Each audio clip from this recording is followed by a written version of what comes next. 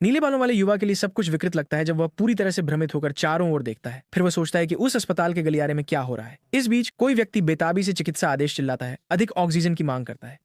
एक doctor interns को निर्देश देते हैं कि मरीज पर छाती के दबाव को बंद न करें। एक युवा व्यक्ति के हाथ पूरी ताकत से आदमी की छाती पर दबाव डालते रहते हैं। आप देख सकते हैं कि नीले कपड़े पहने व्यक्ति उस जीवन को बचाने की कोशिश में कितनी मेहनत कर रहा है। हमारा लड़का बस खड़ा होकर अपनी आंखों के सामने पूरी घटना को अनफोल्ड होते हुए देखता है। फिर वह सोचता है कि स्ट्रेचर पर मरीज को बचाने की कोशिश कर रहा वह व्यक्ति कौन हो सकता है, क्योंकि किसी कारणवश नीले कपड़ों में वह युवक उसे बेहद परिचित लगता है। उसी क्षण उसे कुछ चौंकाने वाला एहसास होता है और उसकी अभिव्यक्ति तुरंत बदल जाती है। वह इंटर्न को देखता है जिसके चेहरे पर पूरी दृढ़ता का भाव है। फिर एक वरिष्ठ चिकित्सक चिल्लाते हैं कि डिफिब्रिलेटर को 200 जूल पर तैयार करें। इसके साथ ही वे मरीज को पुनर्जीवित करने के प्रयास में उसके सीने पर उपकरण का उपयोग करते हैं। लेकिन एक सहायक घोषणा करता है कि आदमी की हृदय गति वापस नहीं आ रही है और तुरंत बाद हृदय मॉनिटर सपाट हो जाता है, संकेत देता है कि अब बहुत देर हो चुकी है। हमारा मुख्य पात्र यह सब देखता रहता है, पूरी तरह से असहाय। मुख्य डॉक्टर निराश दिखता है क्योंकि वे मरीज को बचा नहीं सके। हर कोई जो कर रहा है उसे रोक देता है और गाड़ी पर लेटे व्यक्ति को घूरता है। डॉक्टर फिर गंभीर चेहरे के साथ सभी को सभी प्रक्रियाएं रोकने के लिए कहते हैं। वह दूसरों की ओर देखते हैं और आधिकारिक रूप से मरीज के निधन का समय घोषित करते हैं। चिकित्सक फिर मरीज का नाम बताते हैं जो किम जोंग सू था और निधन का समय सुबह 3:22 पर घोषित किया गया।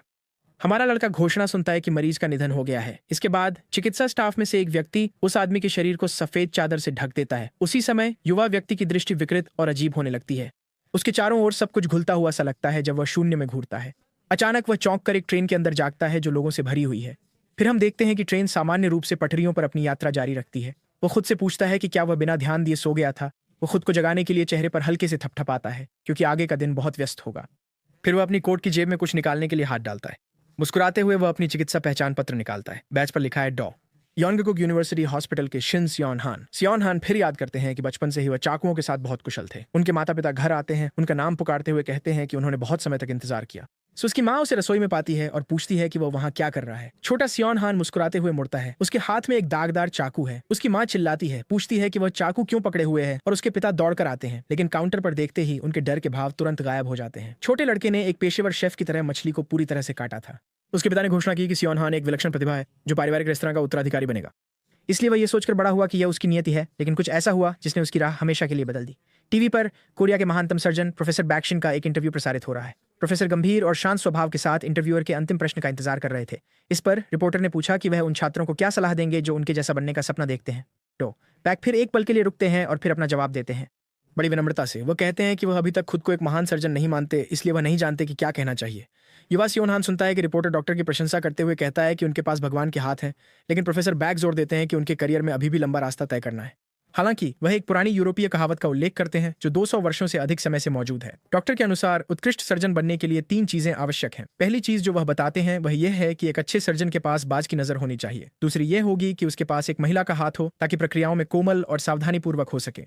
और अंत में वो कहते हैं कि व्यक्ति के पास शेर के दिल का साहस होना चाहिए। चिकित्सक बताते हैं कि एक को तेज अवलोकन की आवश्यकता होती है, जैसे शिकार करते हुए बाज का। लड़का मंत्रमुग्ध हो जाता है जब वह सुनता है कि किसी को एक महिला के हाथ की तरह कोमल भी होना चाहिए। साथ ही सर्जन शेर की निडर और शक्तिशाली दृढ़ता की बात करता है। युवा सियोन हान की आंखें उस आदमी के शब्दों से शुद्ध प्रेरणा से चमक उठती हैं। स्क्रीन पर बैक्शिन को देखते हुए वह सोचता है कि वह व्यक्ति कितना अद्भुत है। उस क्षण में उसने अपनी कुछ हद तक खोई हुई बचपन में एक प्रकाश स्तंभ महसूस किया। उसे एक कहावत याद आती है कि जो भी अंधेरे में रोशनी पाता है वह अपनी पूरी जिंदगी उस रोशनी की ओर चलता है, और यही उसकी रोशनी थी।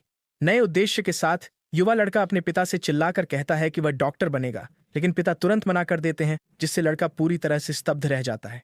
फिर वह जानना चाहता है कि क्यों, कहते हुए कि उसके पिता को इस खबर से खुश होना चाहिए। आदमी पूछता है कि क्या उसका बेटा जानता है कि वे किस तरह के परिवार हैं। वह समझाता है कि वे जोसोन युग से व्यापारी रहे हैं और 30 वर्षों से व्यापार में हैं। उसके पिता अपने 12 टेलीविजन प्रदर्शनों के बारे में शेखी बघाड़ते हैं जो उनकी व्यापक प्रसिद्धि को दर्शाते हैं। वह हजारों समीक्षाओं और उनके रेस्तरां की लगभग पूर्ण रेटिंग का भी उल्लेख करते हैं। गर्व से प्रसिद्ध और सफल शिन परिवार के साशिमी रेस्तरां को प्रस्तुत करते हैं। वह कहते हैं कि लड़के की किस्मत साशिमी चाकू चलाने की है, डॉक्टर बनने की नहीं। परिवार के मुखिया का कहना है कि सियोन हान इसके लिए ही पैदा हुए थे और उन्हें अपने व्यापार के लिए अपनी प्रतिभा का उपयोग करना चाहिए।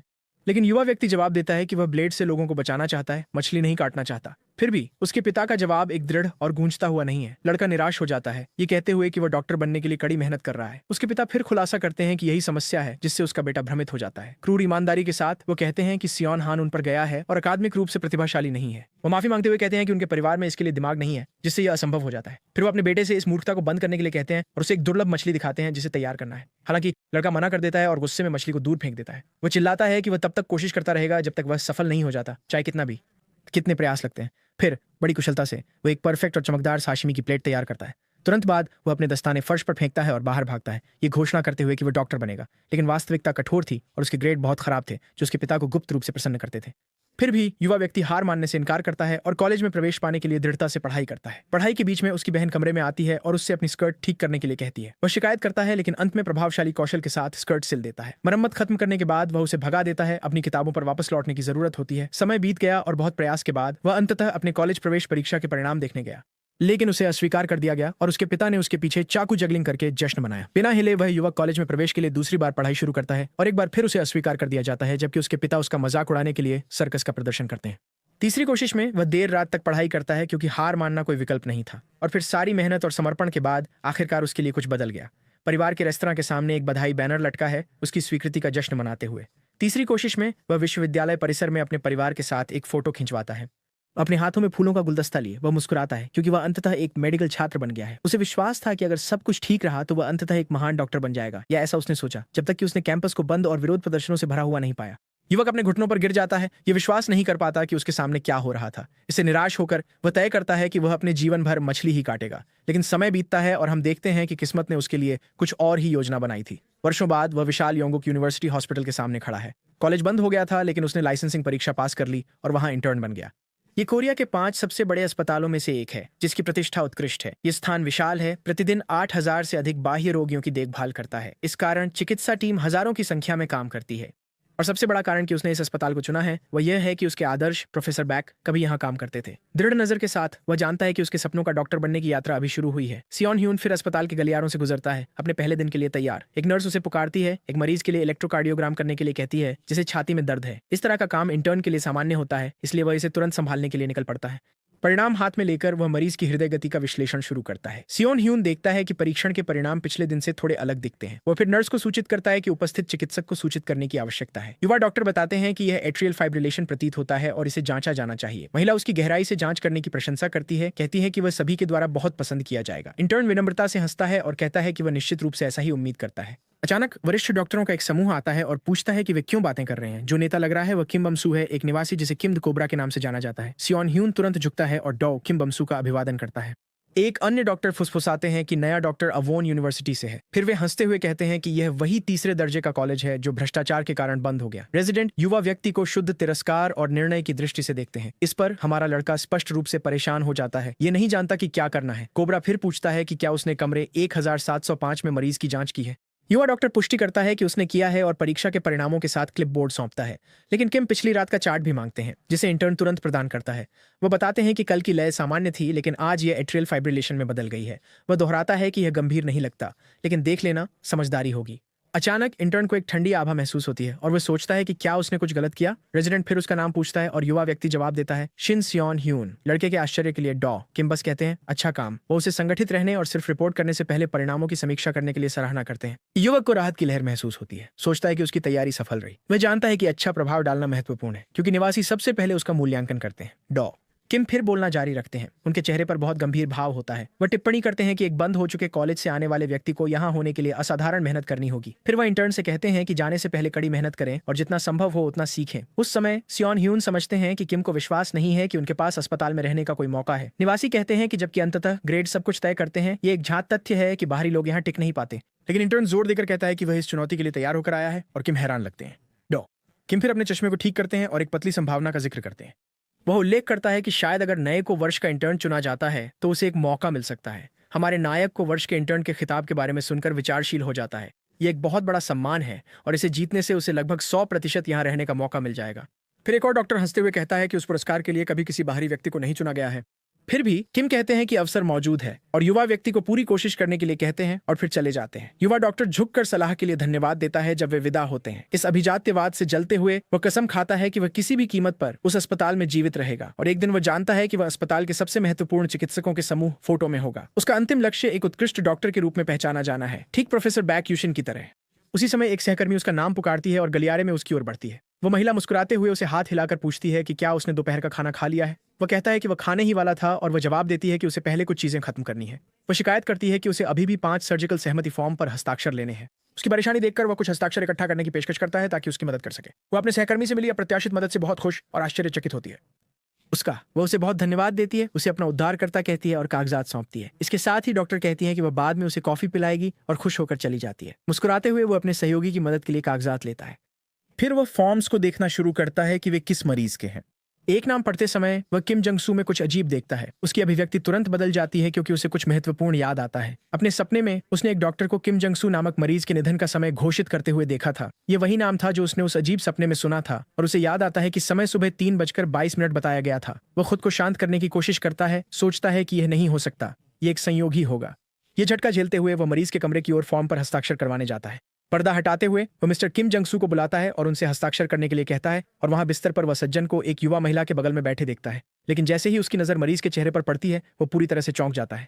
सफेद बाल, गहरी आंखें, गहरा रंग, वे एक जैसे हैं। उसे यकीन है कि यह वही व्यक्ति है जिसे उसने अपने सपने में देखा था। हमारे युवा डॉक्टर को अब कोई संदेह नहीं है कि यह वही मरीज है और बिस्तर पर लगी नेम प्लेट पुष्टि करती है कि मरीज का नाम वास्तव में किम जंग सू है।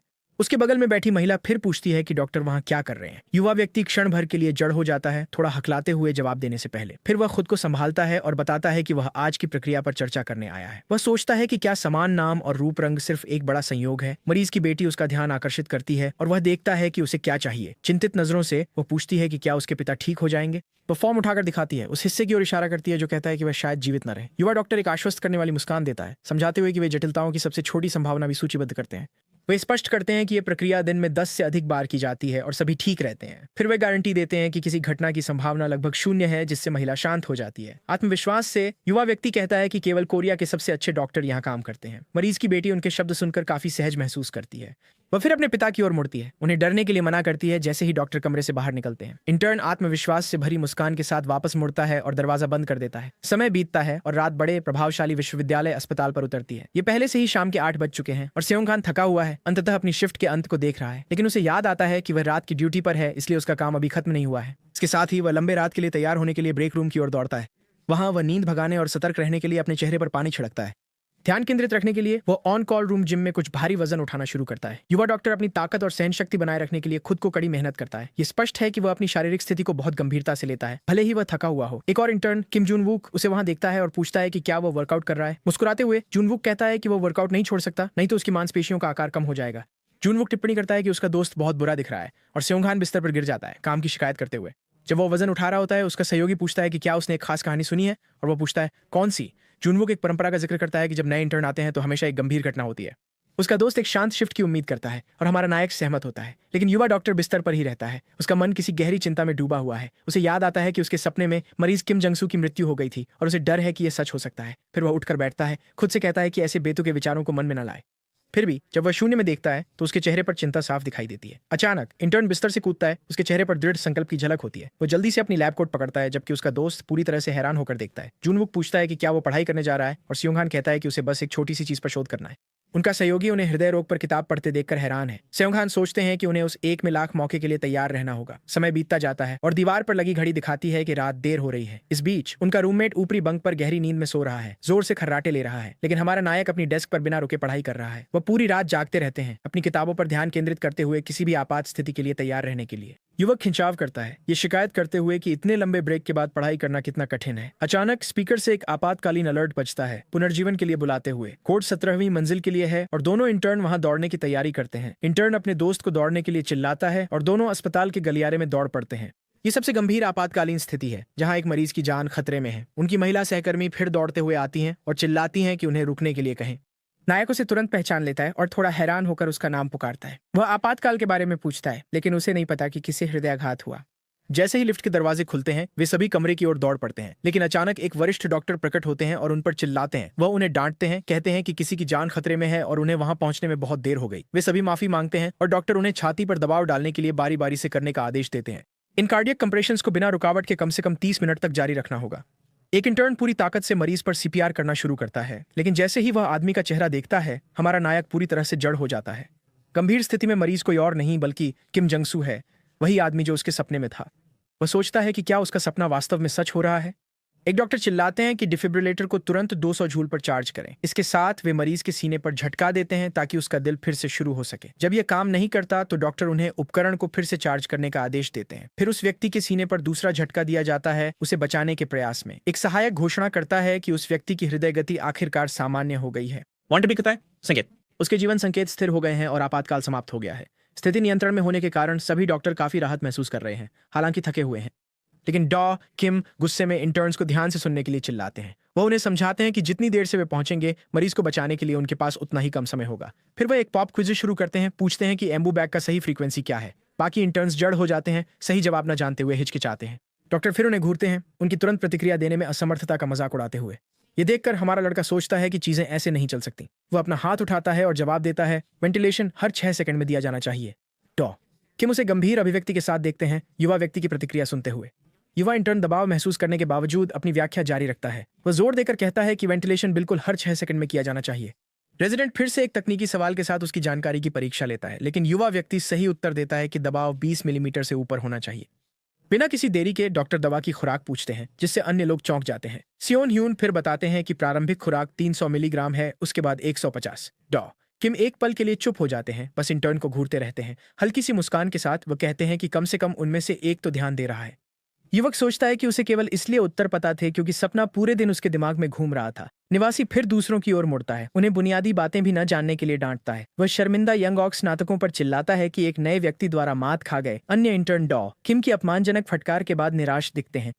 गुस्से में डॉक्टर चिल्लाते हैं, पूछते हैं कि वे अभी भी वहां क्या कर रहे हैं और उन्हें बाहर जाने के लिए कहते हैं। जब वे चले जाते हैं तो एक सहकर्मी टिप्पणी करता है कि सियोन ह्यून की वजह से वे और बुरी डांट से बच गए। उसका दोस्त फिर डॉ किम की भयानक व्यक्तित्व की शिकायत करता है। यह कसम खाता है कि वह कभी आंतरिक चिकित्सा में नहीं जाएगा। लेकिन सपने के विपरीत मरीज स्थिर है। फिर भी सियोन ह्यून को लगता है कि एक महत्वपूर्ण टुकड़ा गायब है। उसे याद आता है कि उसके बुरे सपने में श्री किम जोंग सू का निधन 3:22 पर हुआ था। अपने फोन को देखते हुए वह देखता है कि अभी सुबह के 2:40 ही हुए हैं। फिर वह युवा व्यक्ति समझता है कि उसके सपने में निधन का समय ठीक 3:22 था। वह अजीब दृश्य पहले ही एक बार मरीज के हृदय गति रुकने के साथ सच हो चुका है। अगर सपना 40 मिनट में दोहराया जाता है तो मरीज किम जोंग सू खो जाएगा। इस एहसास पर वह चलना बंद कर देता है और अपने सहयोगियों से कहता है कि वे उसके बिना आगे बढ़ें। वह मुड़ता है और वापस दौड़ता है, कुछ कहता है कि मरीज के बारे में उसे गहराई से परेशान कर रहा है। उसकी महिला सहयोगी उसके साथ जाने का फैसला करती है, पूछती है कि क्या इतना अजीब लग रहा है। फिर दोनों अस्पताल के गलियारों में तेजी से दौड़ते हैं ताकि उस सज्जन की जांच कर सकें। जब वे पहुंचते हैं तो वे मरीज को उसके कमरे में शांति से सोते हुए पाते हैं। युवा व्यक्ति पूछता है कि क्या उसने कुछ असामान्य देखा और वह कुछ याद करने की कोशिश करती है। फिर उसे याद आता है कि उसने उसे पहले अस्पताल के गलियारे में पार किया था। डॉक्टर कहते हैं कि उस समय मरीज से सिगरेट के धुएं की तेज गंध आ रही थी। युवा डॉक्टर चौंक जाता है और पूछता है कि क्या वह गंध के बारे में निश्चित है। वह इसकी पुष्टि करती है, ये जोड़ते हुए कि उसे यह अजीब लगा, लेकिन अपने काम के बोझ के कारण वह इसे भूल गई। वह सोचता है कि भले ही धूम्रपान तुरंत घातक नहीं है, लेकिन मरीज की लत एक बड़ी चिंता है। इंटर्न फिर सोचता है कि वह सज्जन रोजाना कितना धूम्रपान करते होंगे। इसके साथ ही वह और उनके सहयोगी कमरे के कंप्यूटर पर मरीज के रिकॉर्ड की जांच करते हैं। उसके इतिहास में उन्हें पता चलता है कि वह व्यक्ति प्रतिवर्ष 80 पैक के बराबर धूम्रपान करता है। इस चौंकाने वाली मात्रा के धूम्रपान से दोनों युवा डॉक्टर हैरान रह जाते हैं। डेटा को देखते हुए युवा व्यक्ति को एहसास होता है कि मरीज की स्थिति बेहद नाजुक है। भारी धूम्रपान के अलावा उसे उच्च रक्तचाप, मधुमेह और अन्य जोखिम कारक हैं और उसके दिल की पंप क्षमता केवल 35% है। उसका दोस्त टिप्पणी करता है कि अगर सर्जरी के बाद जटिलताएं नहीं होती तो यह अधिक आश्चर्यजनक होता। मूल रूप से उसकी कोरोनरी धमनियां सक्रिय हैं और पर्याप्त रक्त की आपूर्ति करने में विफल हो रही है। प्रक्रिया में उस रक्त वाहिका को चौड़ा करने के लिए एक धातु स्टेंट लगाना शामिल था। तो वह खुद से पूछता है कि मरीज की स्थिति कैसे बिगड़ सकती है जबकि वह ठीक होता हुआ लग रहा था। युवक घबराने लगता है, अपने अजीब सपने से कोई और विवरण याद करने की कोशिश करता है। अचानक वह अपने बालों को पकड़ लेता है और उसके दिमाग में एक शब्द चमकता है। उसे एक फिब्रिलेशन याद आता है जो शॉक या दवा के प्रति अनुत्तरदायी है। अगर ऐसा होता है तो मरीज के बचने की संभावना बेहद कम है। फिर वह मॉनिटर की ओर इशारा करता है और कहता है कि इलेक्ट्रोकार्डियोग्राम की लय अजीब लग रही है। स्क्रीन पर तरंगें कुछ असामान्य शोर के साथ सूक्ष्म रूप से बदल रही हैं। उसका सहयोगी पूरी तरह से नहीं समझता, लेकिन सहमत है कि यह थोड़ा असामान्य लगता है। इसके साथ ही युवा व्यक्ति सभी को चेतावनी देने के लिए दौड़ पड़ता है कि मरीज गंभीर खतरे में है। उसका सहकर्मी स्तब्ध है और पूछता है कि क्या वह गंभीर है।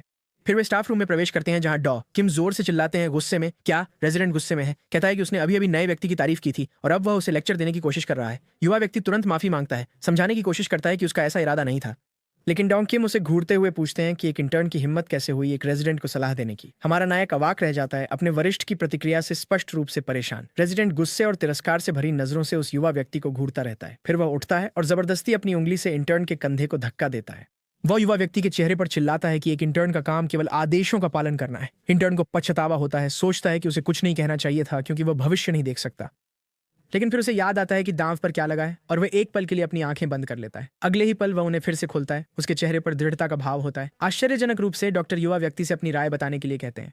फिर वह पूछता है कि क्या नया व्यक्ति समस्या उठाने वाला है बिना समाधान दिए। निवासी उसे चिढ़ाता है, पूछता है कि क्या अब वह जिम्मेदारी से डर रहा है। ये समझते हुए कि अब वापसी का कोई रास्ता नहीं है, युवा व्यक्ति निर्णय लेता है कि वह पीछे नहीं हट सकता। पूरी दृढ़ता के साथ वह घोषणा करता है कि उसे लगता है कि मरीज को ईसीएमओ की जरूरत हो सकती है। डॉ किम किम चौंक जाती है और शब्द ईसीएमओ दोहराती है। सुझाव को समझ नहीं पाती। ये एक मशीन है जो बाहरी दिल के रूप में कार्य करती है। इसे अंतिम उपाय माना जाता है। फिर निवासी गहरी सांस लेता है, सोचता है कि आखिर यह इंटर्न क्या सोच रहा है। युवा व्यक्ति समझाता है कि ईसीएमओ महामारी के दौरान कई जानें बचाने के लिए प्रसिद्ध हो गया। निवासी चिल्लाता है कि यह मशीन कोई जादुई इलाज नहीं है, बल्कि एक अंतिम हताश उपाय है। लेकिन इंटर्न जोर देता है कि मरीज की स्थिति अपवर्ती फिब्रिलेशन की ओर ले जा सकती है।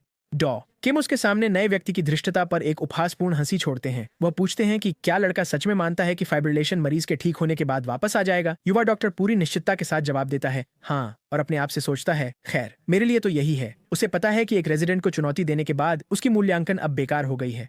उस समय अपने वरिष्ठ की प्रतिक्रिया से युवा व्यक्ति थोड़ा हैरान होता है, लेकिन डॉ किम मान लेते हैं कि उसने जो संभावना उठाई है वह पूरी तरह से असंभव नहीं है। इसके साथ ही वह स्थिति को संभालने के लिए किसी को फोन करने के लिए अपना फोन उठाते हैं। रेजिडेंट एक निश्चित डोंगसिप को कॉल करता है जो भी ड्यूटी पर है। इस बीच हमारा नायक और उसका सहयोगी केवल देख सकते हैं पूरी तरह से हतप्रभ।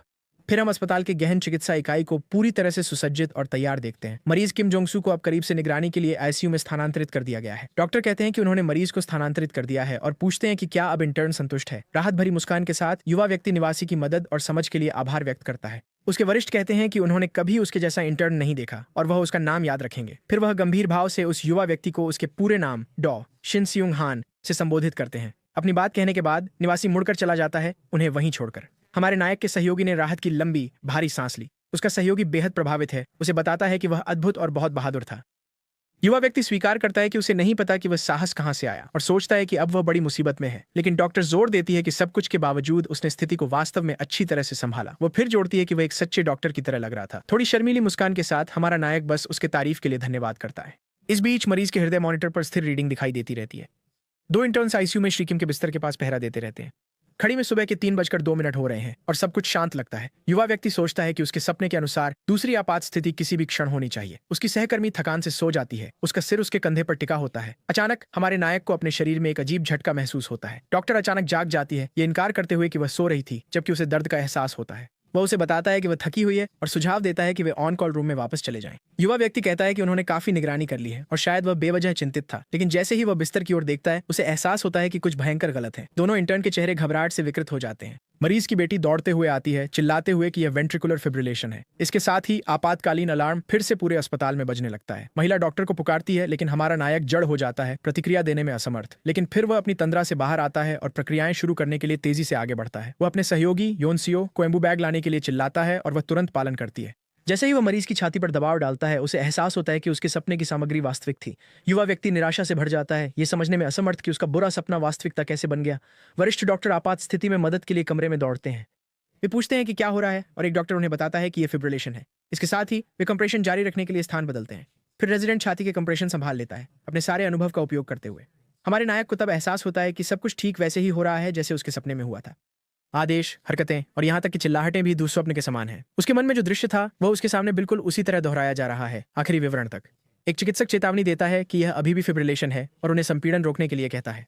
वे डिफिब्रिलेटर को 200 जूल्स पर चार्ज करते हैं और मरीज को एक झटका देते हैं। फिर उसे एहसास होता है कि अगर यह जारी रहा तो श्री किम जोंग सू नहीं बच पाएंगे। उस बिस्तर पर लेटे व्यक्ति के पास ज्यादा समय नहीं बचा है अगर कुछ नहीं बदला। और बाहर मरीज की बेटी अपने पिता की जिंदगी के लिए बेताबी से रोती है। उसके सपने की छवि, जिसमें सभी शरीर के चारों ओर खड़े हैं, उसके दिमाग में भर जाती है। वह असहाय महसूस करता है, सोचता है कि वह जो जानता था उससे भविष्य को बदलने में असफल रहा। अचानक भी हमारा नायक चिल्लाता है कि सभी रास्ता साफ करें। एक सर्जिकल टीम आपातकालीन उपकरण गाड़ी लेकर दौड़ती हुई आती है। युवा डॉक्टर को राहत की लहर महसूस होती है। मरीज की एकमात्र उम्मीद अभी अभी पहुंची है। उनकी टीम की नेता छाती सर्जरी विशेषज्ञ सॉन्ग यूजू हैं। कमरे में प्रवेश करते ही वह तुरंत पूछती हैं कि कितना समय बीत चुका है।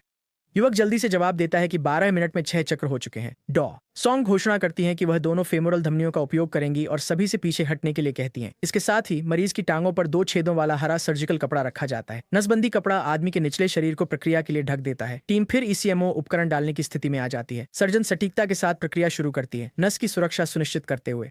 एक सिरिंज का उपयोग करते हुए वह सही स्थान खोजने के लिए मरीज की त्वचा में छेद करती है। सिरिंज में खून भरने लगता है, जो यह दर्शाता है कि उसने नस को खोज लिया है। एक सहायक उसे गाइड वायर देता है ताकि वह आगे बढ़ सके। बहुत सावधानी से वह गाइड वायर को कैथेटर को दिल की ओर ले जाने के लिए डालती है। एक डॉक्टर अल्ट्रासाउंड पर पुष्टि करता है कि तार वेना कावा में प्रवेश कर चुका है। नस को सुरक्षित करने के बाद वह अगले सर्जिकल कदम के लिए क्षेत्र को साफ करती है। फिर सर्जन घोषणा करते हैं कि अगला चरण ईस्मो के लिए धमनी का पता लगाना है। हमारा नायक यह सब देखता है। उसके चेहरे पर आश्चर्य और हैरानी का मिश्रण है, लेकिन धमनी को खोजने की कोशिश करते समय सिरिंज अचानक खून खींचना बंद कर देती है। सहायकों में से एक घबरा जाता है, कुछ अप्रत्याशित हो गया है। वह सर्जन को सूचित करता है कि सिरिंज अब खून नहीं खींच रही है। वह तुरंत छाती के दबाव को रोकने का आदेश देती है। वह अपने सहायक को धीरे धीरे सिरिंज को खींचने के लिए कहती है ताकि धमनी मिल सके। सिरिंज में फिर से खून भरने लगता है, जिससे संकेत मिलता है कि समस्या हल हो गई है। डॉक्टर पूछते हैं कि क्या उसे मिल गया और सहायक सिर हिलाकर पुष्टि करता है।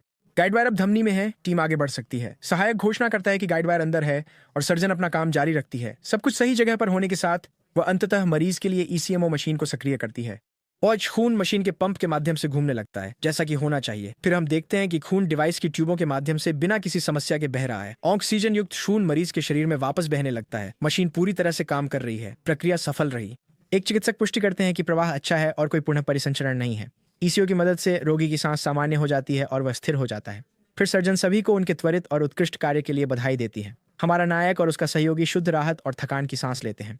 तो अचानक दीवार पर लगी घड़ी उसकी नजर में आती है और वह चौंक जाता है। ये ठीक सुबह के 3:22 है, वही समय जो उसके सपने में था। लेकिन इस बार मरीज किम गिम-सू की मृत्यु नहीं हुई और वह बिस्तर पर जीवित है। उसकी जान ईसीएमओ की वजह से बच गई, जिसने दूसरे दिल की तरह काम किया। डॉ किम कमरे में दौड़ते हुए आते हैं, पूछते हैं कि क्या हुआ। एक डॉक्टर बताते हैं कि मरीज की धड़कन वापस नहीं आई, इसलिए उन्हें ईसीएमओ का उपयोग करना पड़ा। फिर सर्जन बताते हैं कि यह डॉ किम बेमसू थे जिन्होंने इस प्रक्रिया के लिए कहा।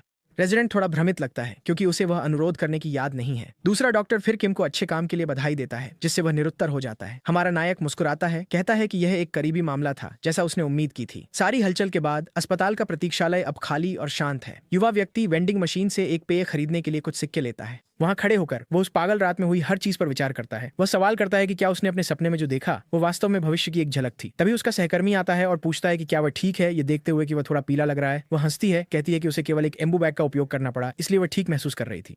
फिर वह पूछती है कि उसे कैसे पता था कि मरीज फिर से फिब्रिलेशन में जाएगा। वह शब्दों के लिए असमंजस में है क्योंकि वह उसे अपने सपने के बारे में नहीं बता सकता। एक अजीब मुस्कान के साथ युवा व्यक्ति कहता है कि यह बस एक अनुमान था। वह उसे संदेहपूर्ण नजर से देखती है, मानो उसके जवाब पर विश्वास नहीं कर रही हो। अचानक डॉ किम उनके पीछे प्रकट होते हैं, जैसे वे दोनों चौंक जाते हैं। वह युवा व्यक्ति से कहता है कि अगर वह पेय नहीं खरीदने वाला है तो रास्ते से हट जाए। निवासी के भुगतान करने के बाद मशीन से एक कैन कॉफी गिरती है। डॉक्टर पेय को उठाकर हमारे नायक को देने के लिए बढ़ाता है। वह मानता है कि इंटर्न की बात सही थी और अंततः उसने सही काम किया। निवासी के अनुसार मरीज को आईसीयू में ले जाना एक शानदार कदम था, लेकिन वह युवा व्यक्ति को चेतावनी देता है कि वह घमंडी न बने, ये सिर्फ शुरुआती किस्मत थी। युवा डॉक्टर अपने वरिष्ठ से पेय प्राप्त करके हैरान है। हल्की मुस्कान के साथ डॉ किम उसे बताते हैं कि उसने आज अच्छा काम किया। उसको पेय देने के बाद निवासी बस मुड़ता है और चला जाता है। दोनों इंटर्न वहीं खड़े रहते हैं, जो अब भी हुआ उसे समझने की कोशिश करते हुए। अचानक उसका सहकर्मी उत्तेजना से चिल्लाने लगता है। वह कहती है कि उसे अभी अभी एक स्वीकारोक्ति मिली है, क्योंकि किम कभी किसी को कुछ नहीं देते। वह मजाक में कहती है कि कोबरा से उपहार मिलना लगभग प्रेम की घोषणा है। हाथ में कैन लिए युवा व्यक्ति उस अजीब सपने के बारे में सोचता है जो उसने देखा था। वह सोचता है कि यह कैसे संभव है, क्योंकि सपने ने सब कुछ पूरी सटीकता के साथ दिखाया, लेकिन वह इसे फिलहाल नजरअंदाज करने और ज्यादा न सोचने का फैसला करता है। महत्वपूर्ण यह है कि उसने एक मरीज की जान बचा ली और यही काफी है। अस्पताल के बाहर सूरज चमक रहा है और चेरी के फूल दृश्य को सजा रहे हैं। हमारा नायक और उसका दोस्त आखिरकार छुट्टी का दिन मना रहे हैं। उसका दोस्त पूछता है कि उसकी क्या योजनाएं हैं और वह कहता है कि वह घर जाकर पूरे दिन सोएगा। लेकिन उनका दोस्त अचानक कहीं से आ जाता है और इंटर्न की पीठ पर जोर से थपकी देता है। वो मजाक में कहती है कि उसकी पीठ चौड़ी है और एक अच्छी थपकी के लिए परफेक्ट है। फिर वह मरीज किम गिम-सू की सर्जरी और उसकी हालत के बारे में पूछती है। युवक को यह जानकर राहत मिली कि ऑपरेशन सफल रहा और मरीज को छुट्टी मिल जाएगी। फिर वह उसे कहीं आमंत्रित करती है, लेकिन युवा डॉक्टर उलझन में है। महिला समझाती है कि सभी इंटर्न आज रात एक साथ ड्रिंक के लिए जा रहे हैं। वह कहता है कि उसे कोई संदेश नहीं मिला, तो वह उसे साथ आने के लिए कहती है। उनका दोस्त फिर अलविदा कहता है। वह जिम जा रहा है और ड्रिंक छोड़ रहा है। युवा व्यक्ति मना करने की कोशिश करता है, लेकिन वह उसे दूसरों के साथ पीने के लिए खींच ले जाती है। वह कहती है कि मौसम घर पर सोने में बर्बाद करने के लिए बहुत अच्छा है। वे जल्द ही अपने सहयोगियों से मिलने के लिए एक फ्राइड चिकन बार में पहुंचते हैं। डॉक्टर सभी का अभिवादन करते हैं और टिप्पणी करते हैं कि समूह कितनी जल्दी इकट्ठा हो गया।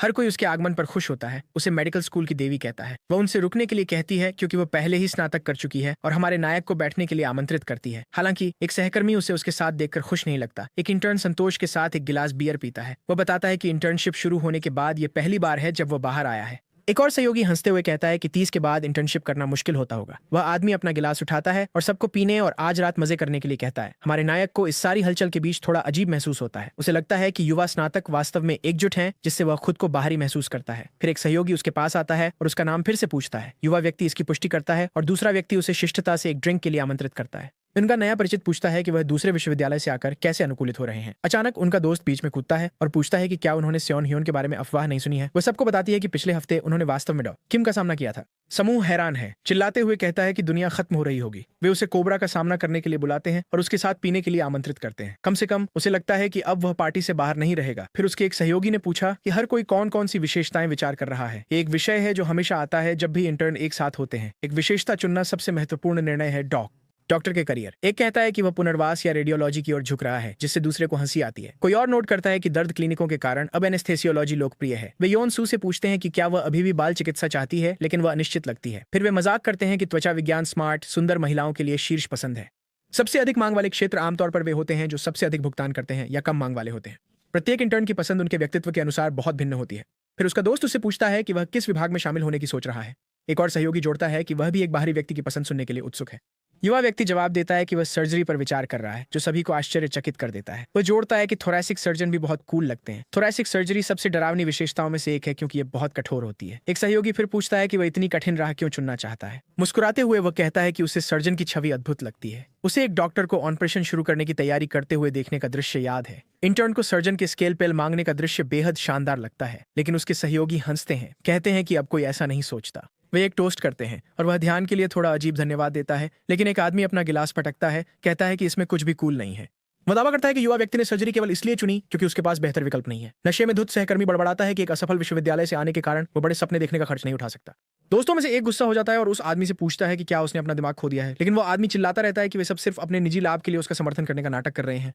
वह उत्तेजित हो जाता है, पूछता है क्या वह वहां अकेला है जो ऐसा सोच रहा है। अचानक वह आदमी बीमार महसूस करता है, उसके गाल फूल जाते हैं। वह बाथरूम की ओर दौड़ता है और बाकी लोग किसी को उसके पीछे जाने के लिए कहते हैं। हमारा नायक सोचता है कि वह सहकर्मी उसे इतनी तीव्रता से नापसंद क्यों करता है। एक दोस्त उसे चिंता न करने के लिए कहता है, समझाते हुए कि वह आदमी बस बहुत नशे में था, लेकिन वह अपने आप से सोचता है कि वह अस्पताल में केवल अच्छे लोगों से मिलने की उम्मीद नहीं कर सकता।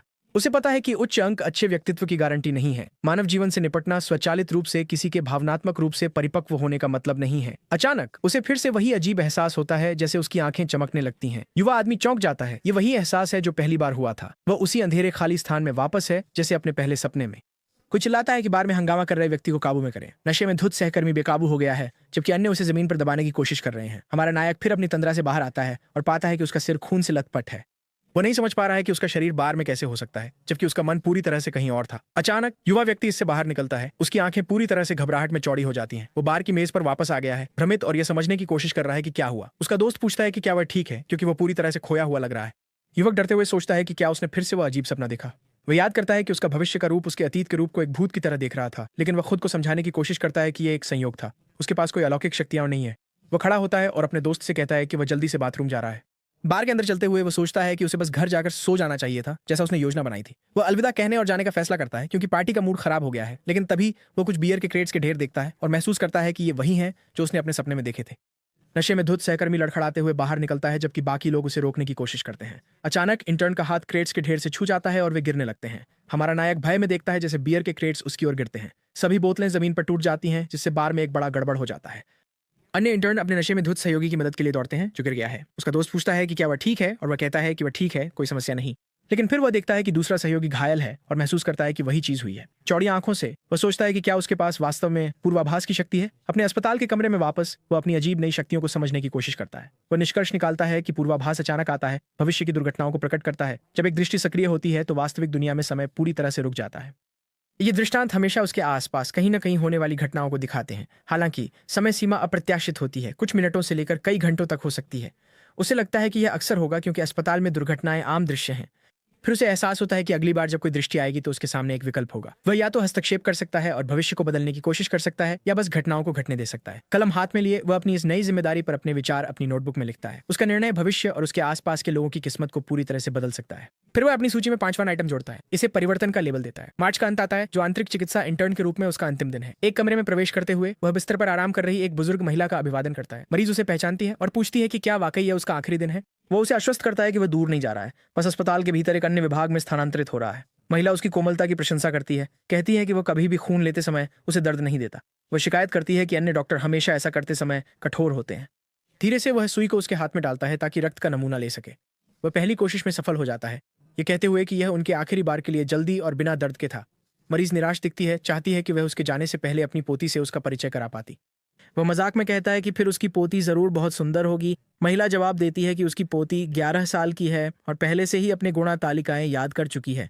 एक नर्स उसे गलियारे में देखती है और उसके खून निकालने के कौशल की तारीफ करती है। वो बताती है कि एक इंटर्न की प्रक्रियात्मक प्रतिभा शुरू से ही स्पष्ट होती है। चिकित्सा क्षमताएं साधारण खून निकालने से लेकर जटिल सर्जरी तक होती हैं। प्रमुख ऑपरेशनों में महारत हासिल करने के लिए सबसे बुनियादी प्रक्रियाओं में उत्कृष्ट होना आवश्यक है। फिर वह उससे उसकी राय पूछता है, ये जानने के लिए कि क्या वह कम से कम औसत है। मुख्य नर्स कहती है कि उसके हाथ सबसे स्थिर हैं जो उसने कभी किसी डॉक्टर पर देखा है? वो उसके उत्कृष्ट बिस्तर के पास के व्यवहार की भी प्रशंसा करती है, उसे आश्वस्त करती है कि वह एक महान चिकित्सक बनेगा। वो खुशी के आंसू बहाने का नाटक करता है, लेकिन नर्स सिर्फ हंसती है और उसे एक अभिनेता कहती है। फिर वो उसके इंटर्नशिप रोटेशन के अगले विभाग के बारे में पूछती है। अचानक किन दिखाई देते हैं उसे बच्चे के पुकारते हुए गलियारे के बीच में।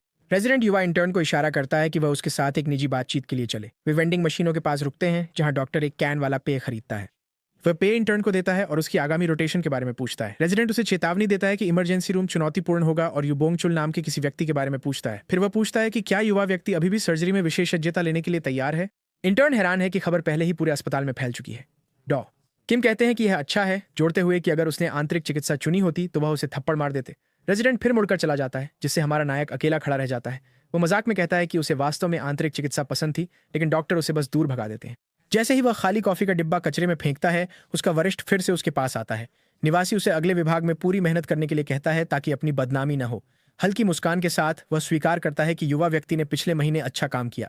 इंटर्न के चेहरे पर मुस्कान फैल जाती है। अपनी मेहनत की सराहना पाकर खुश होता है। वह सीख रहा है कि उसके कार्य वास्तव में उसके आसपास के लोगों और परिस्थितियों को प्रभावित कर सकते हैं। मार्च खत्म होने के साथ उसके इंटर्नशिप का एक नया अध्याय आपातकालीन चिकित्सा केंद्र में शुरू होता है। हमारे नायक को अपने नए टीम को देखते ही लगता है कि वह बर्बाद हो गया है। 8 इंटर्न की एक टीम ईआर में नियुक्त की गई है, जिन्हें कठिन 24 घंटे की शिफ्ट में डाला गया है। वह आने वाले महीने के लिए अपने नए साथियों का आकलन करता है। सबसे पहले है ओह जंगवोन, अस्पताल का सबसे पुराना और कुख्यात आलसी इंटर्न। दूसरा है जोजिन, वही व्यक्ति जिसने बार में झगड़ा शुरू किया था। उसका दिल डूब जाता है जब उसे एहसास होता है कि वह 2 सबसे खराब संभावित साथियों के साथ फंस गया है। बड़ा इंटर्न दूसरे से शिकायत कर रहा है कि उसने अपनी हाथ की चोट एक बेढंगे गिरने में कर ली। वह आदमी अपने प्लास्टर लगे हाथ को दिखाता है, ये घोषणा करते हुए कि वह कोई भी मेहनत वाला काम नहीं कर पाएगा। फिर वह मुस्कुराता है, ये पेशकश करते हुए कि वह सारा कागजी काम संभाल लेगा, क्योंकि उसके हाथ काम करने की स्थिति में नहीं है। इंटर्न पर डर की लहर छा जाती है।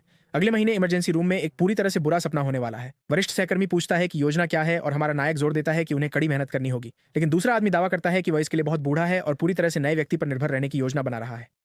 फिर वे दोनों मिलकर अपनी सारी जिम्मेदारियां उस पर डालने के लिए तैयार हो जाते हैं। वह सोचता है कि एक इंटर्न का मूल्यांकन उसके साथियों पर कितना निर्भर करता है। मुड़कर वह अपने नए समूह के एक और सदस्य के सामने आता है। वह अपनी आंखें मलता है, ध्यान केंद्रित करने और यह सुनिश्चित करने की कोशिश करता है कि वह सही देख रहा है। जब वह फिर से आंखें खोलता है तो वह दृश्य गायब हो जाता है और उसकी जगह एक गंभीर दिखने वाली लड़की दिखाई देती है। उनके कास्ट किए गए सहयोगी ने उसे पहचान लिया और उत्साह से उसका नाम पुकारा, सो डैम।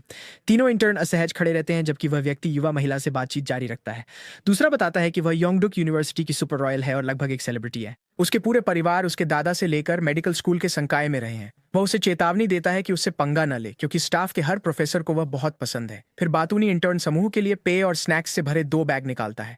वह शेख ही बघाड़ता है कि उसने ये सब प्रोफेसरों के लिए सद्भावना के रूप में खरीदा है। हमारा नायक बैग से एक ड्रिंक निकालता है, उसे लड़की को देने के इरादे से। वह आखिरकार अपने फोन से नजरें उठाती है। उसकी आंखें सीधे उसकी आंखों से मिलती हैं। उसकी साधारण इशारे पर उसकी ठंडी प्रतिक्रिया से वह थोड़ा चौंक जाता है। ये एक स्पष्ट याद दिलाता है कि उसे रॉयल्टी माना जाता है, जबकि वह सिर्फ अस्पताल का बच्चा है। अन्य 2 को झगड़ते हुए देखकर वह सोचता है कि यह टीम कभी कैसे काम कर पाएगी। अचानक दरवाजा खुलता है। एक आवाज गर्मी की शिकायत करती है। एक डॉक्टर प्रवेश करता है, अपना परिचय देते हुए कहता है कि वह युबोंगचुल है, 3रे वर्ष का निवासी। सभी इंटर्न सम्मान में झुकते हैं जब रेजिडेंट उनके शिफ्ट के बारे में पूछता है। वो सोचता है कि वह इन नए इंटर्न्स को कैसे सही रूप में ढालेगा। रेजिडेंट इंटर्न से कहता है कि वे उसके साथ रहें ताकि वह उन्हें इमरजेंसी रूम के कामकाज सिखा सके। वह अचानक रुक जाता है और पूछता है कि क्या नए लोग सर्वनाश की परिभाषा जानते हैं। सबसे वरिष्ठ सहयोगी घबराते हुए जवाब देता है, ये दुनिया का अंत है, आग और विनाश से भरा हुआ। डॉक्टर के चेहरे पर एक मुस्कान फैल जाती है, क्योंकि वह नोट करता है कि इंटर्न की सोच सही है। फिर वह आपातकालीन कक्ष के दरवाजे खोलते हैं, ये घोषणा करते हुए कि यह जगह बिल्कुल वैसी ही है। इंटर्न उनके सामने के अराजक दृश्य से पूरी तरह से स्तब्ध है। लोग मदद के लिए चिल्ला रहे हैं और एक स्ट्रोक पीड़ित को तुरंत एक न्यूरोलॉजिस्ट की जरूरत है। पास में एक स्ट्रेचर पर एक महिला दर्द से चिल्ला रही है, ये मानते हुए कि वह नहीं बच पाएगी। एक घायल बच्चे के माता पिता डॉक्टर का ध्यान आकर्षित करने के लिए बेताबी से गुहार लगाते हैं। नए इंटर्न की टीम असमंजस में है। इस अफरा तफरी के बीच क्या करना है यह समझ नहीं पा रही है। रेजिडेंट उनका स्वागत करते हुए कहते हैं कि यह प्रलय है, जिसे इमरजेंसी रूम के नाम से भी जाना जाता है। चारों नए इंटर्न चारों ओर देखते हैं, मरीजों की भारी संख्या से भयभीत। हालांकि अभी सुबह ही है। आपातकालीन कक्ष में हर एक बिस्तर पहले से ही भरा हुआ है। एक महिला पेट की समस्या के साथ अपने पेट को पकड़े हुए है और एक आदमी चक्कर आने से फर्श पर बीमार हो रहा है। वहां एक लड़का भी है जिसे कुत्ते ने काटा है और एक निर्माण कार्यकर्ता है जिसकी उंगली घायल है। मुख्य पात्र को एहसास होता है कि आपातकालीन कक्ष अस्पताल के किसी अन्य विभाग से अलग है। डॉक्टर फिर उनसे आपातकालीन कक्ष के उद्देश्य के बारे में पूछते हैं। वरिष्ठ इंटर्न जवाब देता है कि यह निश्चित रूप से आपातकालीन मरीजों के इलाज के लिए है। आपातकालीन कक्ष का मुख्य कार्य गंभीर मामलों को स्थिर करना और उन्हें विशेष विभागों में स्थानांतरित करना है। इस कारण से निवासी समझाता है, एक आपातकालीन कक्ष के डॉक्टर को हर क्षेत्र में निपुण होना चाहिए। डरे हुए चारों इंटर्न एक साथ चिल्लाते हैं कि वे उनके आदेश समझते हैं। फिर रेजिडेंट उन्हें काम शुरू करने के लिए प्रेरित करता है, उन्हें व्यस्त गलियारे में ले जाता है। वह एक मरीज के पास जाता है और धीरे से पूछता है कि क्या उसके पेट का दर्द गंभीर है। डॉक्टर उसकी जांच करते हैं, उसे घुटने मोड़ने के लिए कहते हैं ताकि वह दर्द का स्थान पता कर सके। महिला कराहती है, स्पष्ट करती है कि केवल उसका ऊपरी पेट दर्द कर रहा है। रेजिडेंट उसे सूचित करता है कि उसकी लैब रिपोर्ट सामान्य आई है। वह निष्कर्ष निकालता है कि सबसे संभावित निदान गैस्ट्राइटिस है, अपेंडिसाइटिस नहीं। वह उसे सलाह देते हैं कि अगर दर्द दाईं ओर शिफ्ट हो जाए तो वापस आएं, क्योंकि यह एक गंभीर समस्या का संकेत हो सकता है। डॉक्टर बताते हैं कि इंटर्न्स उसके जैसे कई सीधे मामलों को संभालेंगे। फिर वह अगले मरीज की ओर बढ़ते हैं, जो एक बुजुर्ग महिला है जिसे आंतों की रुकावट हटाने की जरूरत है। बाद में वो कुत्ते के काटने वाले लड़के की देखभाल करता है, उसे आश्वस्त करता है कि घाव गहरा नहीं है। विदेशी निर्माण कार्यकर्ता से धीरे धीरे बात करते हुए वह समझाता है कि कट को टांके की आवश्यकता होगी। हमारा नायक निवासी की हर मामले को संभालने की कुशलता से प्रभावित है।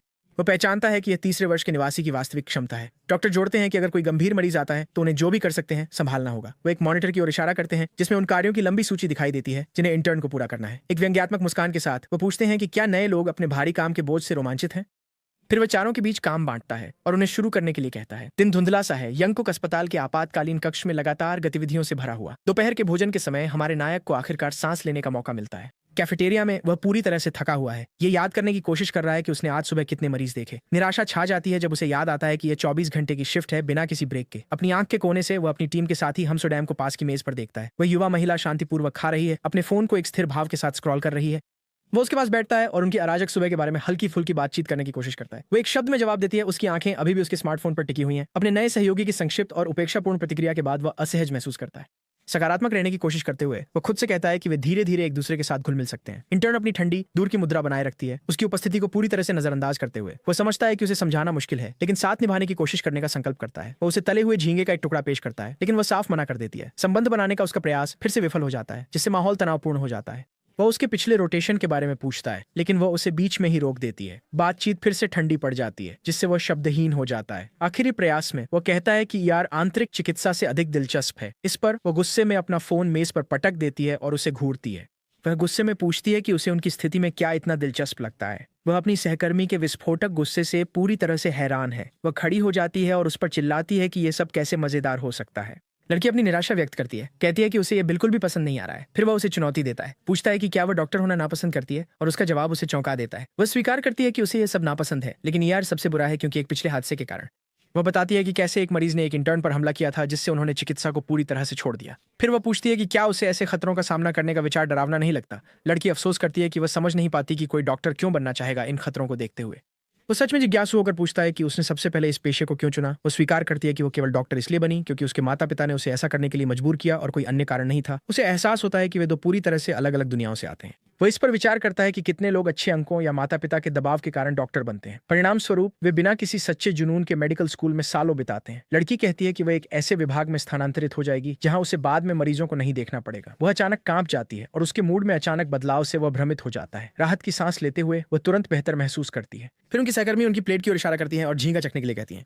वह उन्हें याद दिलाती है कि उन्होंने कुछ समय पहले ही उन्हें एक टुकड़ा देने की पेशकश की थी। वो उसके अचानक बदले हुए मन पर सवाल करता है, लेकिन वह बस कहती है, अब यह स्वादिष्ट लग रहा है। एक चालाक मुस्कान के साथ नायक स्थिति के साथ थोड़ा मजा करने का फैसला करता है। वो अपनी प्लेट खींच लेता है, मजाक में उसे बताता है कि वह इसे नहीं ले सकती, जिससे वह नाराज हो जाती है। एक पल बाद वह हंसता है और प्लेट उसे दे देता है, यह स्वीकार करते हुए कि यह सिर्फ एक मजाक था। वो खुशी से खाती है और वह सोचता है कि उसकी एक अजीब लेकिन ताजगी भरी ईमानदार व्यक्तित्व है। उसे राहत महसूस होती है, सोचते हुए कि शायद वे आखिरकार एक दूसरे के साथ मिलकर रह पाएंगे। रात होती है और विश्वविद्यालय अस्पताल में एक और कठिन शिफ्ट समाप्त होती है। अपने कार्यालय में रेजिडेंट यूबोंगचुल इंटर्न्स के प्रदर्शन की समीक्षा लिखना शुरू करते हैं। वह जो जिंजाई से शुरू करते हैं उसे आलसी और अपनी जिम्मेदारियों को गंभीरता से न लेने के लिए आलोचना करते हैं। अगले वह ओह जंगवोन का मूल्यांकन करते हैं, ये नोट करते हुए कि इंटर्न तेज है लेकिन आलसी होने की प्रवृत्ति रखता है। फिर हमसोडैम की बारी आती है, जिसे निवासी शाही परिवार में शाही कहता है। डॉक्टर नोट करते हैं कि उसकी कौशल औसत से कम है और वह लगातार वही गलतियां दोहराती है। वह अपने मूल्यांकन में स्पष्ट होने का निर्णय लेते हैं, उसे आत्मविश्वास की गहरी कमी के लिए सी ग्रेड देते हैं। अंत में वह हमारे नायक शिन सियोन हान का मूल्यांकन करते हैं, ये स्वीकार करते हुए कि इस इंटर्न ने उन्हें आश्चर्यचकित किया। निवासी को उसकी पृष्ठभूमि के बारे में चिंताएं थीं, लेकिन उसके व्यावहारिक कौशल उत्कृष्ट हैं। हालांकि वो कोई प्रतिभाशाली या भीड़ से विशेष रूप से अलग दिखने वाला व्यक्ति नहीं लगता। डॉक्टर को इस युवा व्यक्ति का मूल्यांकन अनिर्णायक लगता है और वह अपनी कुर्सी पर पीछे की ओर झुक जाते हैं, विचारों में खोए हुए। दूसरे हफ्ते में इंटर्न अपने वरिष्ठ सहयोगी से पूछता है कि क्या उसने रक्त संस्कृतियां कर ली हैं। दूसरा व्यक्ति दावा करता है कि वह व्यस्त है और नए व्यक्ति से यह काम करने के लिए कहता है। मरीज एक बुजुर्ग महिला है और वह तुरंत समझ जाता है कि नस ढूंढना एक चुनौती होगी। वह जानता है कि उसका सहयोगी जानबूझकर यह कठिन काम उस पर डाल रहा है।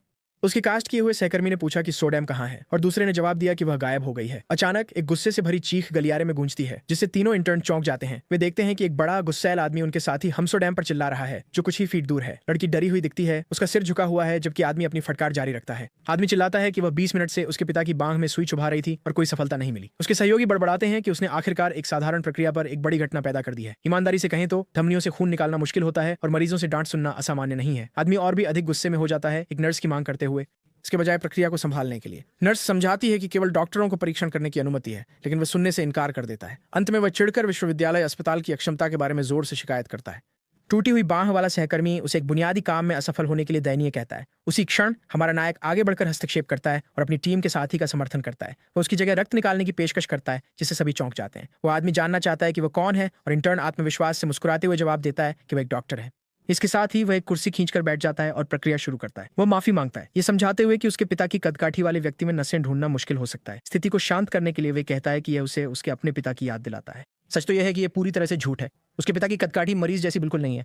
वो जानता है कि मरीज के साथ संबंध बनाना उनकी देखभाल का एक महत्वपूर्ण पहला कदम है। वो मरीज से शांत स्वर में बात करता है, उसे एक पल के लिए बैठने के लिए कहता है। बेटा चेतावनी देता है कि अगर उसने गलती की तो वह व्यक्तिगत रूप से पूरे अस्पताल को तहस नहस कर देगा। युवा इंटर्न उसे चिंता न करने के लिए कहता है, ये स्वीकार करते हुए कि भले ही वह परिपूर्ण नहीं है, वह सक्षम है। अपने सहयोगी के विपरीत उसने अपनी आंतरिक चिकित्सा रोटेशन के दौरान व्यापक प्रक्रियात्मक अनुभव प्राप्त किया। एक योजना बनाते हुए वह बेटे से अपने पिता की दाहिनी कलाई पर दबाव डालने के लिए कहता है। बेटा सहमत होता है और अपने पिता की कलाई पर एक गॉज पैड को मजबूती से दबाता है। फिर इंटर्न जांचता है कि क्या मरीज आरामदायक है और उससे स्थिर रहने के लिए कहता है। आदमी के हाथ को देखकर वह बेटे के गुस्से को समझता है। यह छोटों से ढका हुआ है। धमनियों के रक्त परीक्षण आमतौर पर कलाई में स्थित रेडियल धमनी का उपयोग करते हैं, लेकिन चूंकि धमनियां नसों की तुलना में गहरी होती हैं, इसलिए इसे खोजने के लिए नाड़ी महसूस करनी पड़ती है। मरीज की कलाई पर बड़े हेमेटोमा के कारण वहां नाड़ी महसूस करना असंभव है। वह हाथ के ऊपर एक वैकल्पिक स्थान खोजने का निर्णय लेता है। उसके मन में थोरैसिक सर्जन सॉन्ग यू जू की अद्भुत कौशल की यादें ताजा हो जाती हैं। उन्होंने केवल अनुभव और अंतर्ज्ञान पर भरोसा करते हुए तुरंत एक मरीज की नस को ढूंढ लिया था। वह खुद से कहता है कि वह एक ऐसी धमनी को ढूंढने में असफल नहीं हो सकता जो लगभग स्थिर है। वह एक अलग स्थान पर नाड़ी खोजता है, ऊपरी बांह में हल्की धड़कन महसूस करता है। सावधानी से वह सटीक स्थान का पता लगाने की कोशिश करता है, धमनी को प्रकट होने के लिए प्रेरित करता है। अचानक हल्की चमक उसे सही स्थान पर ले जाती है और वह अंततः इसे ढूंढ लेता है। धमनी का पता लगाते ही उसकी आंखें विजय में चौड़ी हो जाती हैं। वह मरीज को चेतावनी देता है कि यह थोड़ा चुभेगा और उससे कहता है कि बस एक पल के लिए सहन करें। फिर वह सुई को सावधानी से डालता है, प्रार्थना करते हुए कि धमनियां न हिलें। मरीज का बेटा ध्यान से देखता है, उसके चेहरे पर तनाव और अविश्वास का भाव है। इंटर्न देखता है कि खून आसानी से नहीं बह रहा है और सोचता है कि क्या गलत है। बेटा और उसका सहयोगी चिंतित होकर देखते हैं, जबकि वह काम पर ध्यान केंद्रित करता है।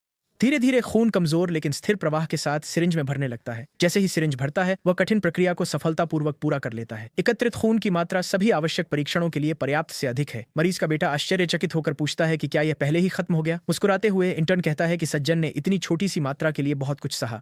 मरीज ने कहा कि पहले दर्द हुआ था, लेकिन इस बार यह सिर्फ एक तेज चुभन थी। आभारी व्यक्ति इंटर्न की प्रशंसा करता है और उसे टिप देने की कोशिश करता है, जिसे वह विनम्रता से मना कर देता है। वह अपनी सहकर्मी का बचाव करते हुए कहते हैं कि वह कुशल है और बस उसका दिन अच्छा नहीं था। बेटा अब काफी शांत उनका धन्यवाद करता है और गर्मजोशी से हाथ मिलाता है। तभी निवासी हॉल में दौड़ते हुए आते हैं। शोर सुनकर सतर्क हो गए थे। वह कहते हैं कि उन्होंने चिल्लाने की आवाज सुनी और नस का पता लगाने में मदद के लिए अल्ट्रासाउंड मशीन लाए। इंटर्न उन्हें सूचित करता है कि प्रक्रिया पहले ही पूरी हो चुकी है, जिससे निवासी हैरान रह जाते हैं। जब पूछा गया कि कैसे, तो वह बताते हैं कि उन्होंने नस को केवल अपने हाथों से महसूस करके पाया। डॉक्टर नए व्यक्ति की कौशल से पूरी तरह प्रभावित होते हैं और उनकी खूब प्रशंसा करते हैं। वह उन्हें बधाई देते हैं, लेकिन सलाह देते हैं कि अगली बार अल्ट्रासाउंड का इंतजार करें, एहतियात के तौर पर। फिर रेजिडेंट हमसोडैम की ओर मुड़ते हैं। उनका चेहरा गंभीर हो जाता है। लड़की अपना सिर झुकाए रखती है, अपनी असफलता से शर्मिंदा। डॉक्टर थकी हुई सांस छोड़ते हैं, ये नहीं जानते कि संघर्षरत इंटर्न को कैसे संभालें। वह उसे बाथरूम जाने और खुद को संभालने के लिए कहता है, फिर काम पर लौटने के लिए। वो आदरपूर्वक झुकती है, अपने वरिष्ठ के आदेश को स्वीकार करते हुए। इसके साथ ही वह मुड़कर अकेले इमरजेंसी सेंटर की ओर वापस चल देती है। रेजिडेंट नायक से अपने सहयोगी पर नजर रखने के लिए कहता है, उसे खतरे की चेतावनी देते हुए। वह कहता है कि एक गलत कदम उसे टीम में एक खतरनाक उपस्थिति में बदल सकता है। अपने साथियों से यह लेबल पाना एक डॉक्टर के लिए सबसे बुरा भाग्य है। थोड़ा आराम करते हुए युवा इंटर्न बाहर एक बेंच पर बैठता है। एक महिला साथी पास आती है और उससे अनुरोध करती है कि वह उनके रोटेशन के दौरान हमसोडैम का ध्यान रखे। वो कहती है कि उसे दूसरे इंटर्न के लिए बुरा लग रहा है और वह पूछता है क्यों। महिला बताती है कि उनकी सहकर्मी मेडिकल स्कूल से ही बुलिंग का शिकार रही है। वह आश्चर्यचकित होता है, ये मानते हुए कि उसकी शाही स्थिति ने उसे लोकप्रिय बना दिया होगा। वह समझाती है कि उसकी प्रतिष्ठित पृष्ठभूमि ही समस्या का मूल कारण थी। हर छोटी गलती को बड़ा चढ़ाकर पेश किया गया, जिससे वह अंतर्मुखी और डरपोक हो गई। अब वह समझता है, लगातार मानसिक दबाव ने उसकी आत्मविश्वास को खत्म कर दिया है। उसकी सहकर्मी कहती है कि उसके अपने चिंताएं हैं और वह उसे ठंडा होने के लिए टोकता है, लेकिन उसे मानना पड़ता है कि वे सभी डॉक्टर हैं और उन्हें अपनी जिम्मेदारियों पर ध्यान केंद्रित करना चाहिए। महिला जोर देती है, कहती है कि वह वास्तव में चिंतित है कि हमसोडैम कोई विनाशकारी गलती कर सकता है। वह तर्क करता है कि एक इंटर्न की जिम्मेदारियां सीमित होती हैं, इसलिए बड़े नुकसान का जोखिम कम होता है। वह उसे चिंता न करने के लिए कहता है, ये आश्वासन देते हुए कि कुछ भी इतना गंभीर नहीं होगा। अचानक इंटर्न की आंखें खुल जाती हैं, जैसे एक भयानक दृश्य उसे जकड़ लेता है। वह बेंच पर जमे हुए हैं, जैसे उनके चारों ओर की दुनिया रुक गई हो। वह डर के मारे लड़खड़ाते हुए खड़ा होता है, सोचता है कि क्या ये फिर से हो रहा है। अंधेरे में एक रहस्यमय आवाज गूंजती है, सभी इंटर्न्स को बुलाती है। अपनी दृष्टि में इंटर्न खुद को एक अंधेरे कमरे में पाता है, वरिष्ठ डॉक्टरों के समूह के सामने। चश्मा पहने एक आदमी चिल्ला रहा है कि उसने अपने पूरे ईआर करियर में ऐसा कुछ नहीं देखा है। उसे एहसास होता है कि वह और उसके साथी इंटर्न्स इस फटकार के निशाने पर हैं। चीफ रेजिडेंट फिर उनकी ओर इशारा करते हुए घोषणा करते हैं कि उन्हें उनके मूल्यांकन के लिए सभी को सी ग्रेड मिलेगा। इंटर्न पूरी तरह से अविश्वास में है, ये समझ नहीं पा रहा है कि उसे इतना कम अंक मिल रहा है। घबराहट छा जाती है। उसके रिकॉर्ड पर सी ग्रेड इस अस्पताल में उसके करियर को प्रभावी रूप से समाप्त कर देगा। वरिष्ठ गुस्से में पूछते हैं कि आखिर उन्होंने ऐसा क्या किया जो इस सजा के लायक है। दृश्य बदलता है, उसे दूसरों से अलग दिखाते हुए, डॉक्टर के गुस्से का सामना करते हुए। उसे लगता है कि सभी को सी मिलना अनुचित है, ये समझते हुए कि उसका भविष्य पूरी तरह से बर्बाद हो गया है। वह व्यक्ति कहता है कि जब एक व्यक्ति गलती करता है तो पूरी टीम जिम्मेदारी साझा करती है। इंटर्न हताशा में सोचता है कि उन चारों में से किसने इतना बड़ा हादसा किया होगा। उनके निवासी उनकी ओर से माफी मांगने की कोशिश करते हैं, लेकिन प्रमुख उन्हें बीच में ही रोक देते हैं, बहाने सुनने से इनकार करते हुए। वरिष्ठ इस बात से स्तब्ध हैं कि एक नौसिखिया पर कदाचार का मुकदमा चल रहा है। नायक का मन मुकदमा शब्द पर अटक जाता है और उसकी आंखें भय से चौड़ी हो जाती हैं। वह जानता है कि यह अंतिम आपदा है, इस स्तर की गलती अस्पताल को उलट पलट कर देगी। वह बेताबी से सोचता है कि यह तबाही किसने मचाई, प्रार्थना करता है कि वह ना हो। प्रमुख सीधे अपराधी की ओर इशारा करते हैं और इंटर्न ये देखने के लिए जोर लगाता है कि वह कौन है। दृष्टि तीव्र हो जाती है और उसकी आंखें पूर्ण सदमे में फैल जाती हैं। वास्तविकता में वापस आकर वह चिल्लाता है और अपना खाना गिरा देता है, जिससे उसके बगल में बैठा सहकर्मी चौंक जाता है। महिला चिंतित होकर पूछती है कि उसे ऐसा हिंसक प्रतिक्रिया देने के लिए क्या हो गया है। वह उससे माफी मांगता है, इस दृष्टि के भयानक समय पर अफसोस जताते हुए। वह निराश है, यह नहीं जानता कि दुर्घटना कौन करेगा या वह इसे कैसे रोक सकता है। चिकित्सा केंद्र में अपनी शिफ्ट पर लौटते हुए वह जो देखा उसे बार बार सोचता रहता है। एक चार्ट के ऊपर से झांकते हुए वह अपने साथियों का एक एक करके सावधानी पूर्वक विश्लेषण करता है। उसके विचार दौड़ रहे हैं क्योंकि वह यह तय करने की कोशिश कर रहा है कि चार में से कौन दुर्घटना के लिए जिम्मेदार होगा। वह ध्यान केंद्रित करने के लिए संघर्ष कर रहा है। इस रहस्य को समय रहते हल करने की आवश्यकता है। उसका वरिष्ठ सहयोगी खिंचाव लेते हुए कहता है कि सप्ताहांत कितना शांत रहा है। फिर वह घोषणा करता है कि वह एक छोटा सा ब्रेक ले रहा है और जरूरत पड़ने पर उसे पेश करने के लिए कहता है। वरिष्ठ इंटर्न उससे एक मरीज से सहमति फॉर्म लाने के लिए कहता है। उसे संदेह है कि यह बुजुर्ग नहीं है, क्योंकि बड़ी घटना का कारण बनने की संभावना कम है, क्योंकि वह गलतियों से बचता है। उसका प्लास्टर चढ़ा हुआ सहयोगी दूसरे को उसके साथ समय बिताने के लिए मनाने की कोशिश करता है। उसके अपराधी होने की संभावना भी कम लगती है, क्योंकि उसकी चोट उसे सरल कार्यों तक सीमित रखती है। इंटर्न निष्कर्ष निकालता है कि गलती की सबसे अधिक संभावना उसकी दूसरी महिला सहकर्मी के साथ है। वह उसे दूर से देखता है जब वह अस्पताल के कंप्यूटर टर्मिनल पर अपने काम में ध्यान केंद्रित करती है। वह उसे चुपचाप देखता रहता है जब वह अचानक उसकी ओर चलती है। लड़की उसे नाम से पुकारती है और पूछती है कि क्या वह उससे एक पल के लिए बात कर सकती है। उस शाम वे दोनों अस्पताल की छत पर खड़े होते हैं, शहर की रोशनी को देखते हुए। वह उसे उस सवाल की याद दिलाती है जो उसने पहले पूछा था कि उसने डॉक्टर बनने का कारण क्या था। इंटर्न बताता है कि बचपन से ही उसके माता पिता ने उस पर शैक्षणिक रूप से उत्कृष्टता प्राप्त करने का बहुत दबाव डाला है, लेकिन अब जब वह वास्तव में डॉक्टर बन गई है तो वह मरीजों और जिम्मेदारियों से डरती है। वह डॉक्टर बनने पर अफसोस करती है, महसूस करती है कि उसने आज अकेले ही 5 गलतियां की हैं। उसे एहसास होता है कि वह एक ऐसे छात्र का क्लासिक मामला है जिसे पूरे जीवन में बहुत अधिक धक्का दिया गया है। उसे समझ आता है कि वही है जो मुकदमे का कारण बनती है। आपातकालीन कक्ष में एक टिक टिक करता हुआ बम। अब उसे समझ आता है कि सी ग्रेड उसके लिए किसी और से अधिक विनाशकारी होगा। युवक उसे बताता है कि उसे अपनी गलतियों का बोझ अकेले नहीं उठाना है। लड़की उसकी सहायक स्वर से आश्चर्यचकित दिखती है, उसकी आंखों में जिज्ञासा भरी होती है। वह उसे प्रोत्साहित करता है कि जब भी उसे मदद की जरूरत हो वह उससे या उनके अन्य सहयोगी से संपर्क करे। एक आश्वस्त करने वाली मुस्कान के साथ वह सुझाव देता है कि वे मिलकर काम करें ताकि और कोई गलती न हो। वह आशा करता है कि उसके मन में यह विचार डालकर वह अपनी दृष्टि में आने वाली आपदा को टाल सके। युवा महिला भावुक हो जाती है, कहती है कि वह पहला व्यक्ति है जिसने उसके प्रति वास्तव में दयालुता दिखाई है। वह उसके सहायक शब्दों के लिए धन्यवाद करती है, स्वीकार करती है कि पहले कभी किसी ने उसकी मदद की पेशकश नहीं की। थोड़ा असहज महसूस करते हुए वह इसे सामान्य टीम वर्क के रूप में टाल देता है ताकि अपने असली मकसद को छुपा सके। उसकी साथी फिर से उसकी प्रशंसा करती है, पूछती है कि क्या उसकी दयालुता उसके नाम से संबंधित है। वह समझाता है कि उसका नाम दयालुता से संबंधित नहीं है, बल्कि ताजा मछली से संबंधित है। वह उसे बताता है कि उसके परिवार का एक सशिमी रेस्तरां है और उनके सभी नाम मछली से संबंधित है। लड़की कहानी पर हंस पड़ती है और वह उसके उस पहलू को देखता है जो इतना गंभीर नहीं है। वह खुश है कि उन्होंने बर्फ तोड़ दी है और इतनी जोर से हंसने के लिए माफी मांगती है। इंटर्न समझता है कि वह सिर्फ इसलिए संघर्ष कर रही है क्योंकि उसकी शर्म उसे पीछे रखती है। वह राहत की लहर महसूस करता है, ये मानते हुए कि उसने शायद सबसे खराब स्थिति को सफलतापूर्वक टाल दिया है। अगले दिन उसकी सहकर्मी काफी खुश नजर आती है, उसकी मुस्कान अधिक सहज होती है। वह आपातकालीन कक्ष में पहुंचती है और स्टेशन पर 2 नर्सों को खुशी से नमस्ते कहती है। उनमें से एक उसे पहचानता है और पूछता है कि वह इतनी जल्दी क्यों आई है। इंटर्न किसी भी लंबित कार्य में मदद करने की पेशकश करता है और नर्स आभारपूर्वक स्वीकार करती है। काम बढ़ रहा है, इसलिए वह नए डॉक्टर से जॉन बी में एक मरीज की जांच करने के लिए कहती है। नर्स बताती है कि मरीज की एक प्रक्रिया हुई थी, लेकिन उसकी मूल समस्या फिर से आ गई है। मरीज का नाम वोंग गिनो है और यह नाम इंटर्न को थोड़ा याद आता है। वो कहती है कि उसके मूत्र को निकालने की जरूरत है और पूछती है कि क्या युवा डॉक्टर इसे संभाल सकते हैं। तब प्रक्रिया एक कैथेटराइजेशन है, जो मूत्राशय के फटने से बचाने के लिए एक महत्वपूर्ण हस्तक्षेप है। युवा महिला को स्थिति की गंभीरता का एहसास होता है। इस स्थिति में मरीज के लिए 20 मिनट का इंतजार बहुत लंबा है। वो अपनी सहकर्मी की सलाह याद करती है और तय करती है कि यह अधिक अनुभव प्राप्त करने का एक मौका है। दृढ़ मुस्कान के साथ इंटर्न पुष्टि करती है कि वह प्रक्रिया करेगी। फिर वह कार्य शुरू करने के लिए आवश्यक सामग्री को एक ट्रे पर इकट्ठा करती है। लड़की एक नई नीली स्क्रब्स पहनती है, खुद को मानसिक रूप से प्रक्रिया के लिए तैयार करती है। वह आपातकालीन कक्ष के माध्यम से सप्लाई कार्ड को धकेलती है, बिस्तर बिसात की तलाश में। युवा महिला अपनी नसों को शांत करने के लिए गहरी सांस लेती है, खुद को याद दिलाती है कि वह यह करना जानती है। पर्दा हटाते हुए वह इंतजार कर रहे मरीज से देरी के लिए माफी मांगती है। जैसे ही वह पर्दा हटाती है वह खुद को एक प्रसिद्ध और बेहद आकर्षक युवा व्यक्ति के सामने पाती है। वह पूरी तरह से मंत्रमुग्ध हो जाती है। मरीज को पहचानते ही उसकी बोलती बंद हो जाती है। ये कोई और नहीं बल्कि के पॉप आइडल और रैपर वॉन्ग गिनो, जो पेशेवर रूप से किंग गिनो के नाम से जाने जाते हैं, इंटर्न को विश्वास नहीं हो रहा कि उनका मरीज इतना बड़ा सेलिब्रिटी है। इंटर्न जमी हुई रहती है, ये समझ नहीं पाती कि वो एक प्रसिद्ध आइडल का इलाज करने वाली है। आइडल उसे डॉक्टर कहकर बुलाता है। उसकी आवाज उसे उसकी स्तब्धता से बाहर खींचती है जब वो मदद मांगता है। वह उससे विनती करता है, कहता है कि उसे लगता है कि उसका मूत्राशय फटने वाला है। रैपर अपने दर्द के बारे में तुकबंदी करने लगता है, जो अंततः लड़की को उसके सदमे से बाहर निकालता है। वह गहरी सांस लेती है, खुद को उपचार पर ध्यान केंद्रित करने और उसकी प्रसिद्धि को नजरअंदाज करने के लिए मजबूर करती है। युवती उसके लक्षणों के बारे में पूछती है और वह तीव्र तेज दर्द की शिकायत करता है। वह उसे आश्वस्त करती है कि मूत्र विज्ञान के प्रोफेसर जल्द ही उसे देखने आएंगे। वे आइडल उसका धन्यवाद करता है और वह उसे अपनी पैंट उतारकर बिस्तर पर लेटने के लिए कहती है। इंटर्न तब हैरान हो जाती है जब मरीज उसके सामने ही कपड़े उतारने लगता है। वह बहुत शर्मिंदा हो जाती है, लेकिन अपनी पेशेवर शालीनता बनाए रखने के लिए संघर्ष करती है। युवक घोषणा करता है कि वह तैयार है और वह प्रक्रिया शुरू करने के लिए मुड़ती है। जैसे ही वह वापस मुड़ती है, लड़की उसके सामने के दृश्य से चौंक जाती है और घबराहट में चीख उठती है। वह खुद को शांत करने की कोशिश करती है, अपने मन में दोहराते हुए कि यह केवल एक हाथी की सूंड है। मरीज दर्द में कराहता है, उसे प्रक्रिया जल्दी करने के लिए कहता है। हाथी की सूंड वाक्यांश उसके दिमाग में गूंजता है, उसे फिर से घबराहट में डाल देता है। अंततः वह खुद को संभालती है और घोषणा करती है कि प्रक्रिया पूरी हो गई है। इंटर्न समझाती है कि कैथेटर लगाना धमनी रक्त खींचने से सरल है। वह उसे चेतावनी देती है कि जब वह लगाने लगेगी तो चिकनाई वाला जेल थोड़ा ठंडा महसूस होगा। मूर्ति दर्द और असुविधा से कराह उठती है जब वह आगे बढ़ती है। युवती को एहसास होता है कि कुछ गलत है। कैथेटर आसानी से नहीं बढ़ रहा है। वह सोचती है कि क्या उसने बहुत ज्यादा जेल का इस्तेमाल किया है, क्योंकि उसके दस्ताने वाले हाथ फिसलन भरे महसूस हो रहे हैं। एक आखिरी धक्का देकर वह कैथेटर को जगह पर लाने की कोशिश करती है। अंततः इंटर्न सफल हो जाती है और राहत की सांस लेती है। सोचती है कि सबसे कठिन हिस्सा खत्म हो गया है।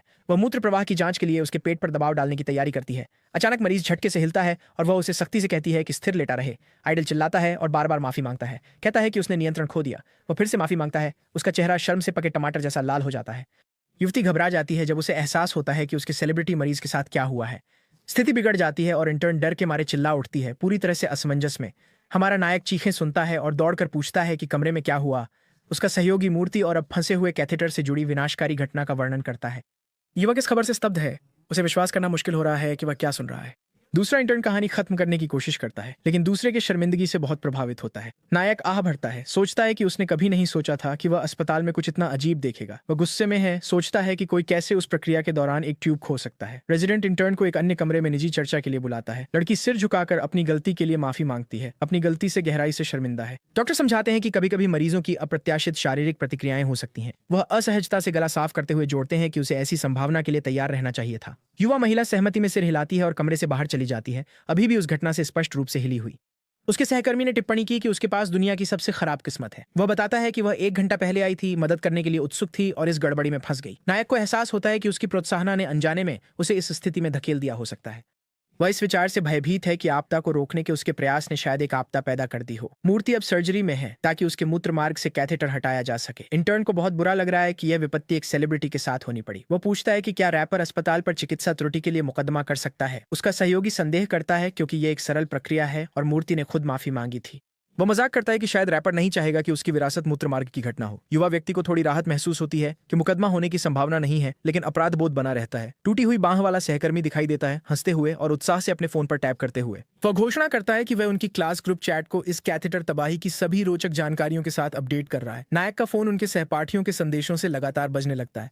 खबर पहले ही विश्वविद्यालय में आग की तरह फैल चुकी है और हर कोई इसके बारे में गपशप कर रहा है। उसे लगता है कि उसने मदद करने की कोशिश करके खुद को पूरी तरह मूर्ख बना लिया है, जिससे उसके लिए चीजें और भी खराब हो गई। इंटर्न खुद को कोस रही है, ये मानकर कि वह कभी डॉक्टर बनने के लिए नहीं बनी थी। वह उसे सीढ़ियों पर बैठा पाता है और जो हुआ उसके लिए उसे सांत्वना देने की कोशिश करता है। वह उसे खुद को दोष न देने के लिए कहता है, ये जोर देते हुए कि यह एक गलती है जो किसी से भी हो सकती थी। लड़की उससे कहती है कि उसकी चिंता करना बंद करे और उसे अकेला छोड़ने के लिए कहती है।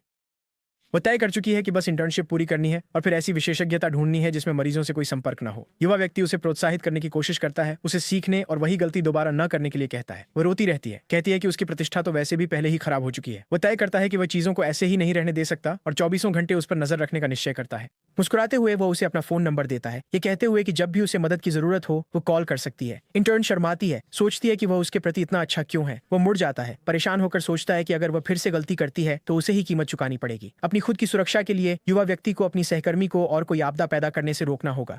एक राजमार्ग पर किशोरों का एक समूह एक लग्जरी कार में तेज गति से सवारी कर रहा है। काली कार गीली सड़क पर दौड़ रही है जबकि दोस्त अंदर पार्टी कर रहे हैं। यात्रियों में से एक संगीत के ऊपर चिल्लाता है, कार के अद्भुत इंजन की गर्जना की प्रशंसा करते हुए। उसका दोस्त पूछता है कि क्या उसे यकीन है कि उसने अपने पापा की कार बिना अनुमति के ले ली है। यात्री सीट पर बैठी लड़की सवाल करती है कि क्या ड्राइवर के पास लाइसेंस भी है। एक और लड़का हंसते हुए कहता है कि बेशक पहले साल के कॉलेज के छात्र के पास नहीं होगा। किशोरों में से एक ड्राइवर को उकसाता है, उसे तेज चलाने के लिए कहता है ताकि वे कार की असली गति महसूस कर सकें। एक चौड़ी ड्राइवर के चेहरे पर एक चौड़ी मुस्कान फैल जाती है जब वो एक्सीलरेटर पर पैर मारता है। लग्जरी कार खतरनाक रूप से तेज गति से हाईवे पर दौड़ती है। ड्राइवर आक्रामक रूप से अन्य वाहनों के बीच से निकलता है, चिल्लाते हुए कि सब उसके रास्ते से हट जाएं। अस्पताल में वापस एक इंटर्न तीसरे कान के निवासी को सोडा का एक कैन पेश करता है। डॉक्टर एक घूंट लेते हैं लेकिन तुरंत घृणा में उसे थूक देते हैं। वो गुस्से में फट पड़ते हैं, ये जानने की मांग करते हैं कि इंटर्न ने उन्हें एक मरीज क्यों लाया। इंटर्न सोडा कैन को डर में देखता है, घबराहट में अपना सिर पकड़ लेता है। निवासी उस पर उंगली उठाते हुए चेतावनी देता है कि अगर आज ईआर में भीड़ हो गई तो ये उसकी गलती होगी। चिकित्सा केंद्र के फोन की तीखी घंटी तनावपूर्ण माहौल को चीर देती है। एक नर्स कॉल का जवाब देती है, खुद को अस्पताल के स्टाफ सदस्य के रूप में पहचानते हुए। जैसे ही वह एक सड़क दुर्घटना की रिपोर्ट सुनती है, उसके चेहरे का रंग उड़ जाता है। रेजिडेंट और इंटर्न उसके चारों ओर इकट्ठा हो जाते हैं ताकि कॉल के विवरण सुन सकें। डॉक्टर फोन पकड़ते हैं, मरीजों की संख्या और उनकी स्थिति पूछते हैं। जैसे जैसे वह दूसरी तरफ से जानकारी सुनते हैं, उनका चेहरा गंभीर और तनावपूर्ण हो जाता है। नर्स बताती है कि कुल 7 पीड़ित अस्पताल की ओर आ रहे हैं। फोन लगातार बजने लगते हैं क्योंकि पूरा आपातकालीन विभाग उच्च सतर्कता में आ जाता है। इंटर्न गंभीर रूप से घायल मरीजों की आमद के लिए खुद को तैयार करते हैं। हमारा नायक गहरी चिंता के साथ स्थिति को अनफोल्ड होते हुए देखता है। इंटर्न द्वारा लाई गई सोडा की कैन पास के काउंटर पर भूली हुई पड़ी है। हाईवे पर बारिश तबाही के दृश्य पर बरस रही है। टूटी फूटी कारें सड़क पर बिखरी हुई हैं। लग्जरी कार के अंदर लड़की ड्राइवर पर अधिक सावधान रहने के लिए चिल्ला रही है। युवा व्यक्ति बस कार को और तेज चला रहा है, अपने दोस्त की निराशाजनक विनती को अनदेखा करते हुए। लड़की डर के मारे चीख उठती है, ये महसूस करते हुए कि वे विपरीत दिशा में ट्रैफिक में जा रहे हैं। ड्राइवर पागलों की तरह हंसता है, बारिश में अपनी खतरनाक सवारी जारी रखता है। वह एक्सेलरेटर को पूरी तरह दबा देता है, सबको हटने के लिए चिल्लाते हुए अपनी आखिरी पागल हरकत करता है। अचानक एक विशाल ट्रक उनकी कार के सामने तेज गति से प्रकट होता है। दोस्त डर के मारे चिल्लाते हैं जब वे ट्रक को अपनी ओर आते देखते हैं। ट्रक चालक घबराकर मोड़ने की कोशिश करता है, लेकिन टक्कर से बचने के लिए बहुत देर हो चुकी है।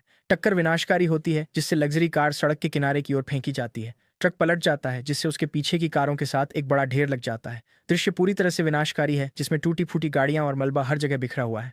लग्जरी कार को साइड में फेंक दिया जाता है, जो कई बार पलटने के बाद रुकती है। एक लाल कार भी पलटती है, गीले डामर पर उलटी गिरती है। काले वाहन का हाल बुरा है, जो राजमार्ग की कंक्रीट की बाधा से टकराकर चकनाचूर हो गया है। ड्राइवर कार से बाहर निकलता है, चकराया हुआ, अपने सिर को दर्द में पकड़े हुए। उसके दोस्त मलबे से सदमे में बाहर आते हैं, दर्द और पीड़ा की शिकायत करते हुए। उनमें से एक कहता है कि वे केवल कार की उन्नत सुरक्षा विशेषताओं के कारण ही बच पाए। लड़की अपने दोस्त का ध्यान आकर्षित करती है, कांपते हुए हाथ से उनके चारों ओर के दृश्य की ओर इशारा करती है। हाईवे एक आपदा क्षेत्र है, नष्ट हुई कारों और मदद के लिए रोते हुए लोगों के साथ। एक कार पूरी तरह से क्षतिग्रस्त है, उसका पहिया आकाश की ओर इशारा कर रहा है। एक टूटी फूटी गाड़ी, एक उलटी पड़ी लाल कार के नीचे से एक हाथ दिखाई दे रहा है। उनके कार्यों की गंभीरता किशोरों पर हावी हो जाती है और वे पूरी तरह से घबराहट में डूब जाते हैं। वे हड़बड़ाहट में सोचते हैं कि अब क्या करें, उस आपदा का सामना करते हुए जो उन्होंने पैदा की है।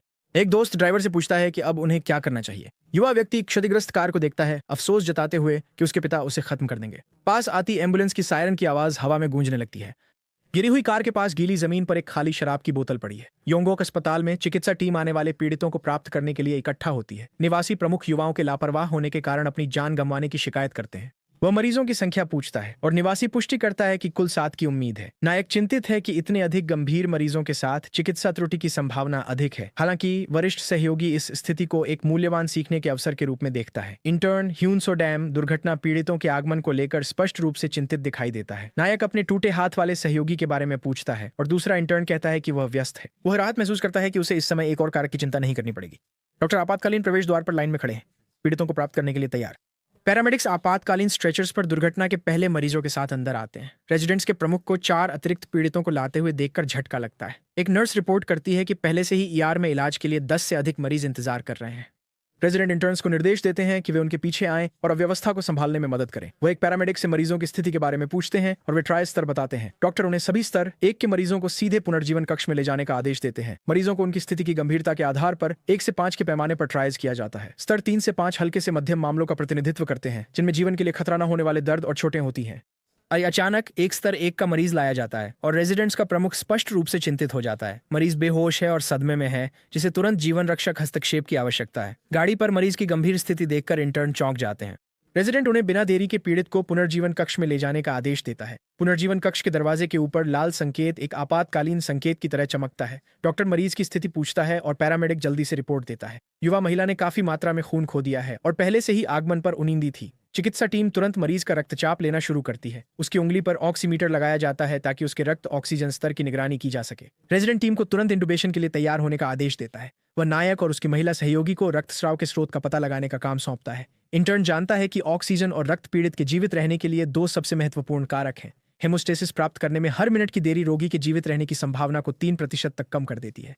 रोगी खून से लथपथ है, जिससे इंटर्न के लिए जल्दी से घाव का पता लगाना मुश्किल हो जाता है। रेस और अधीरता से पूछता है कि क्या उन्हें कुछ मिला, और युवा व्यक्ति कहता है कि वह अभी भी देख रहा है। स्थिति के तीव्र दबाव के कारण स्पष्ट रूप से सोचना और सटीकता से कार्य करना कठिन हो जाता है।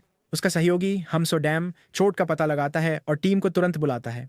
रोगी के बाएं हाथ पर गहरी कट से खून बह रहा है। डॉक्टर उन्हें सीधे दबाव डालने और तुरंत खून रोकने का आदेश देते हैं।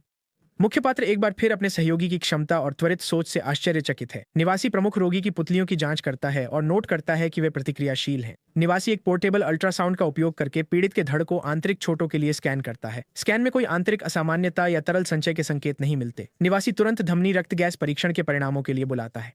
वरिष्ठ सहयोगी डॉक्टर के तीव्र दबाव में घबरा जाता है। नायक देख सकता है कि वरिष्ठ इंटर्न तनाव में घबरा रहा है। डॉक्टर उसे एक तरफ धकेलते हुए कहते हैं कि वह खुद प्रक्रिया करेंगे। वह खून का नमूना इंटर्न को देते हैं और उसे लैब मशीन में जल्दी ले जाने के लिए कहते हैं। घबराया हुआ इंटर्न गड़बड़ा जाता है और खून से भरी सिरिंज उसके हाथ से फिसल जाती है। जैसे ही सिरिंज फर्श की ओर गिरती है, इंटर्न उसे पकड़ने के लिए बेताब होकर झपटता है। वह इसे अस्पताल के फर्श पर टूटने से कुछ इंच पहले ही पकड़ने में सफल हो जाता है। रेजिडेंट इंटर्न पर चिल्लाता है, उसे तुरंत खुद को संभालने के लिए कहता है। नायक को एहसास होता है कि स्थिति गंभीर है। उसका सहयोगी पूरी तरह से परेशान है। घबराया हुआ इंटर्न मदद की गुहार लगाता है और सिरिंज हमारे नायक को सौंप देता है। बुजुर्ग सहकर्मी प्रतिभाशाली है, लेकिन संकट में दबाव के तहत पूरी तरह से टूट जाता है। मुख्य पात्र परीक्षण करने के लिए स्वयं सेवा करता है। अपने सहयोगी से मरीज की निगरानी करने के लिए कहता है। वह जानता है कि वह कोई गलती नहीं कर सकता और इसे खुद संभालने का निर्णय लेता है। युवा व्यक्ति परिणामों को प्रमुख निवासी के पास ले जाता है, जो उन्हें जल्दी से स्कैन करता है। डॉक्टर का चेहरा पढ़ते समय गंभीर हो जाता है, क्योंकि प्रिंटआउट पर चिंताजनक संख्या दिखाई देती है। हीमोग्लोबिन स्तर गंभीर रूप से कम है, जो एक बड़े रक्तस्राव की पुष्टि करता है। नायक वरिष्ठ डॉक्टरों के पास जाकर कहते हैं कि उन्हें विश्वास है कि मरीज को आंतरिक रक्तस्राव हो रहा है। तीनों पुनर्जीवन कक्ष के प्रवेश द्वार के सामने गंभीरता से खड़े हैं। निवासी को एहसास होता है कि रक्तस्राव का एक दूसरा अदृश्य स्रोत होना चाहिए। आंतरिक रक्तस्राव छुपा होता है क्योंकि यह खुली आंखों से दिखाई नहीं देता। यदि रक्तस्राव किसी महत्वपूर्ण अंग में हो रहा है तो रोगी का जीवन तुरंत खतरे में है। युवा महिला गाड़ी पर बिना प्रतिक्रिया के पड़ी रहती है। उसके गले में एक कॉलर और ऑक्सीजन मास्क लगा हुआ है। पीड़ित का जीवन आंतरिक रक्तस्राव के कारण खतरनाक स्थिति में है। रेजिडेंट्स के प्रमुख ने तुरंत अधिक प्लाज्मा और कई unit packed red blood cells का आदेश दिया।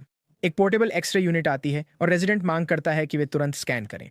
तकनीशियन मशीन को स्थिति में लाता है, सभी को मरीज से दूर हटने के लिए निर्देश देता है। डॉक्टर उस पर चिल्लाता है कि जल्दी से एक्सरे ले, कहता है कि मरीज गाड़नी पर तेजी से बिगड़ रहा है। नायक जानता है कि एक्सरे विकिरण के संपर्क में आने से स्वाभाविक जोखिम होते हैं।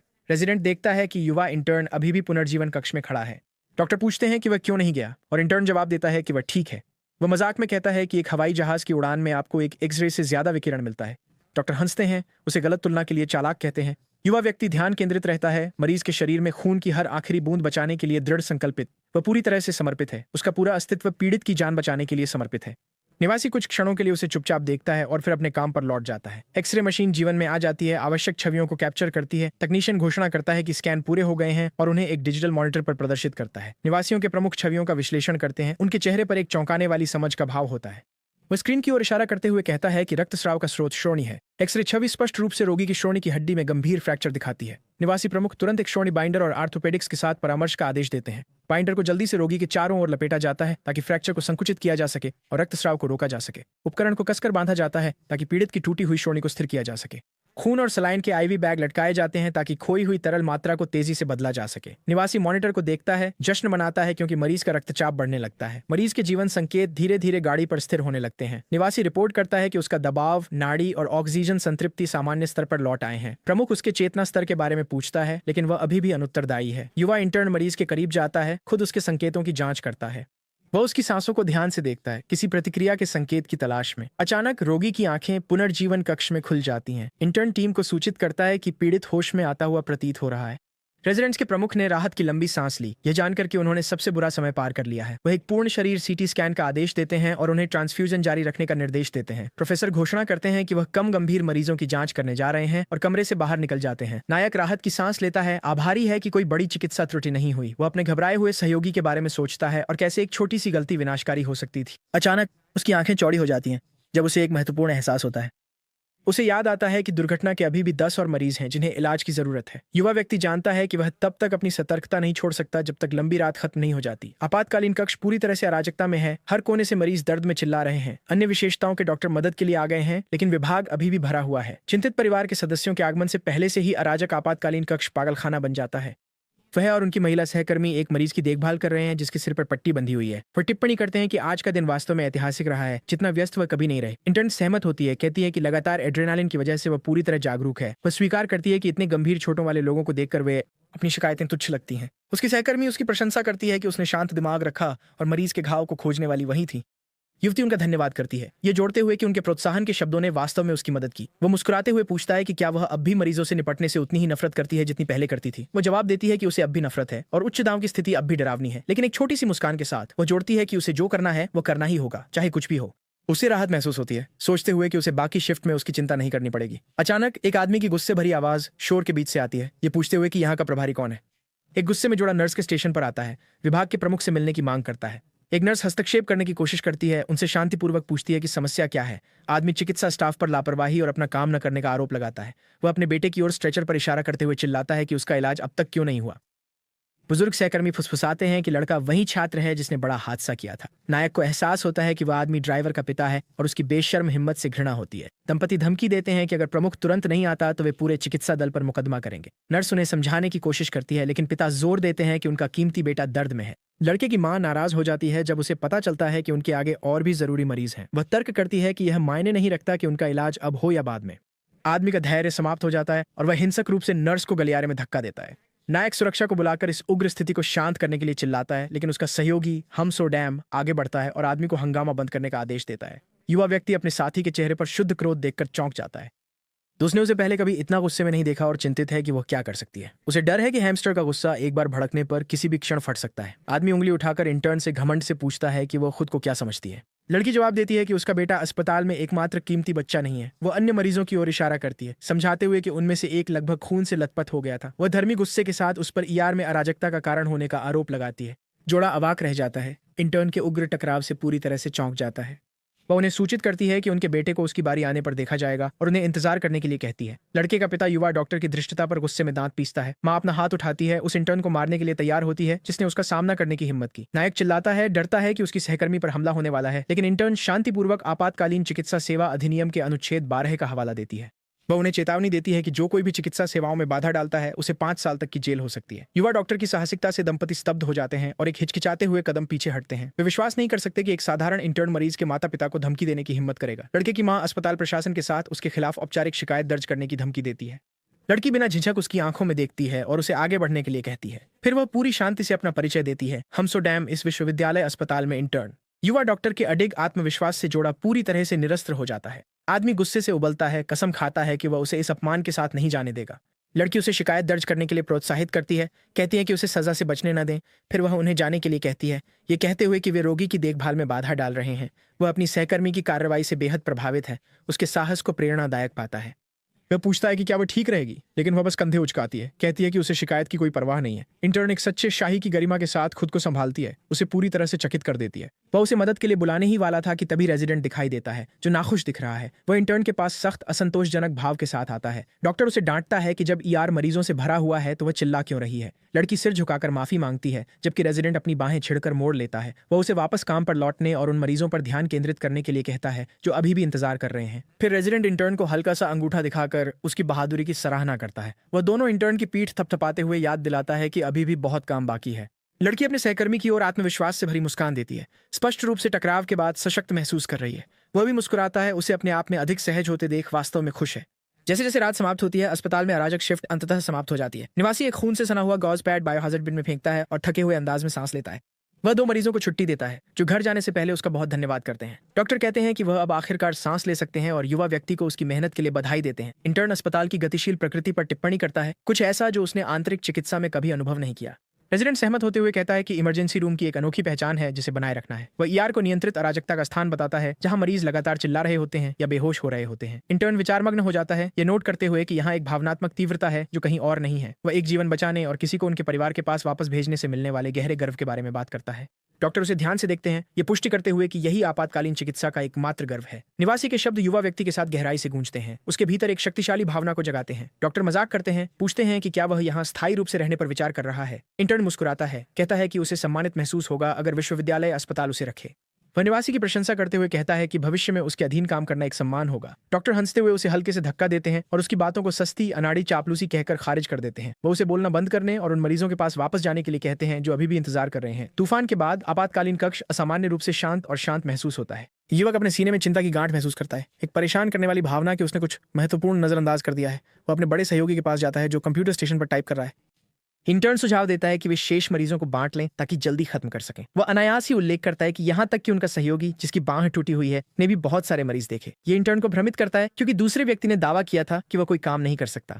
तभी प्लास्टर चढ़ा हुआ सहकर्मी प्रकट होता है। विजयी भाव से घोषणा करता है कि उसका हाथ पूरी तरह से ठीक हो गया है। दूसरा इंटर्न उस पर आरोप लगाता है कि जब बाकी लोग आपातकालीन कक्ष की अफरा तफरी में डूबे हुए थे तब वह आराम कर रहा था।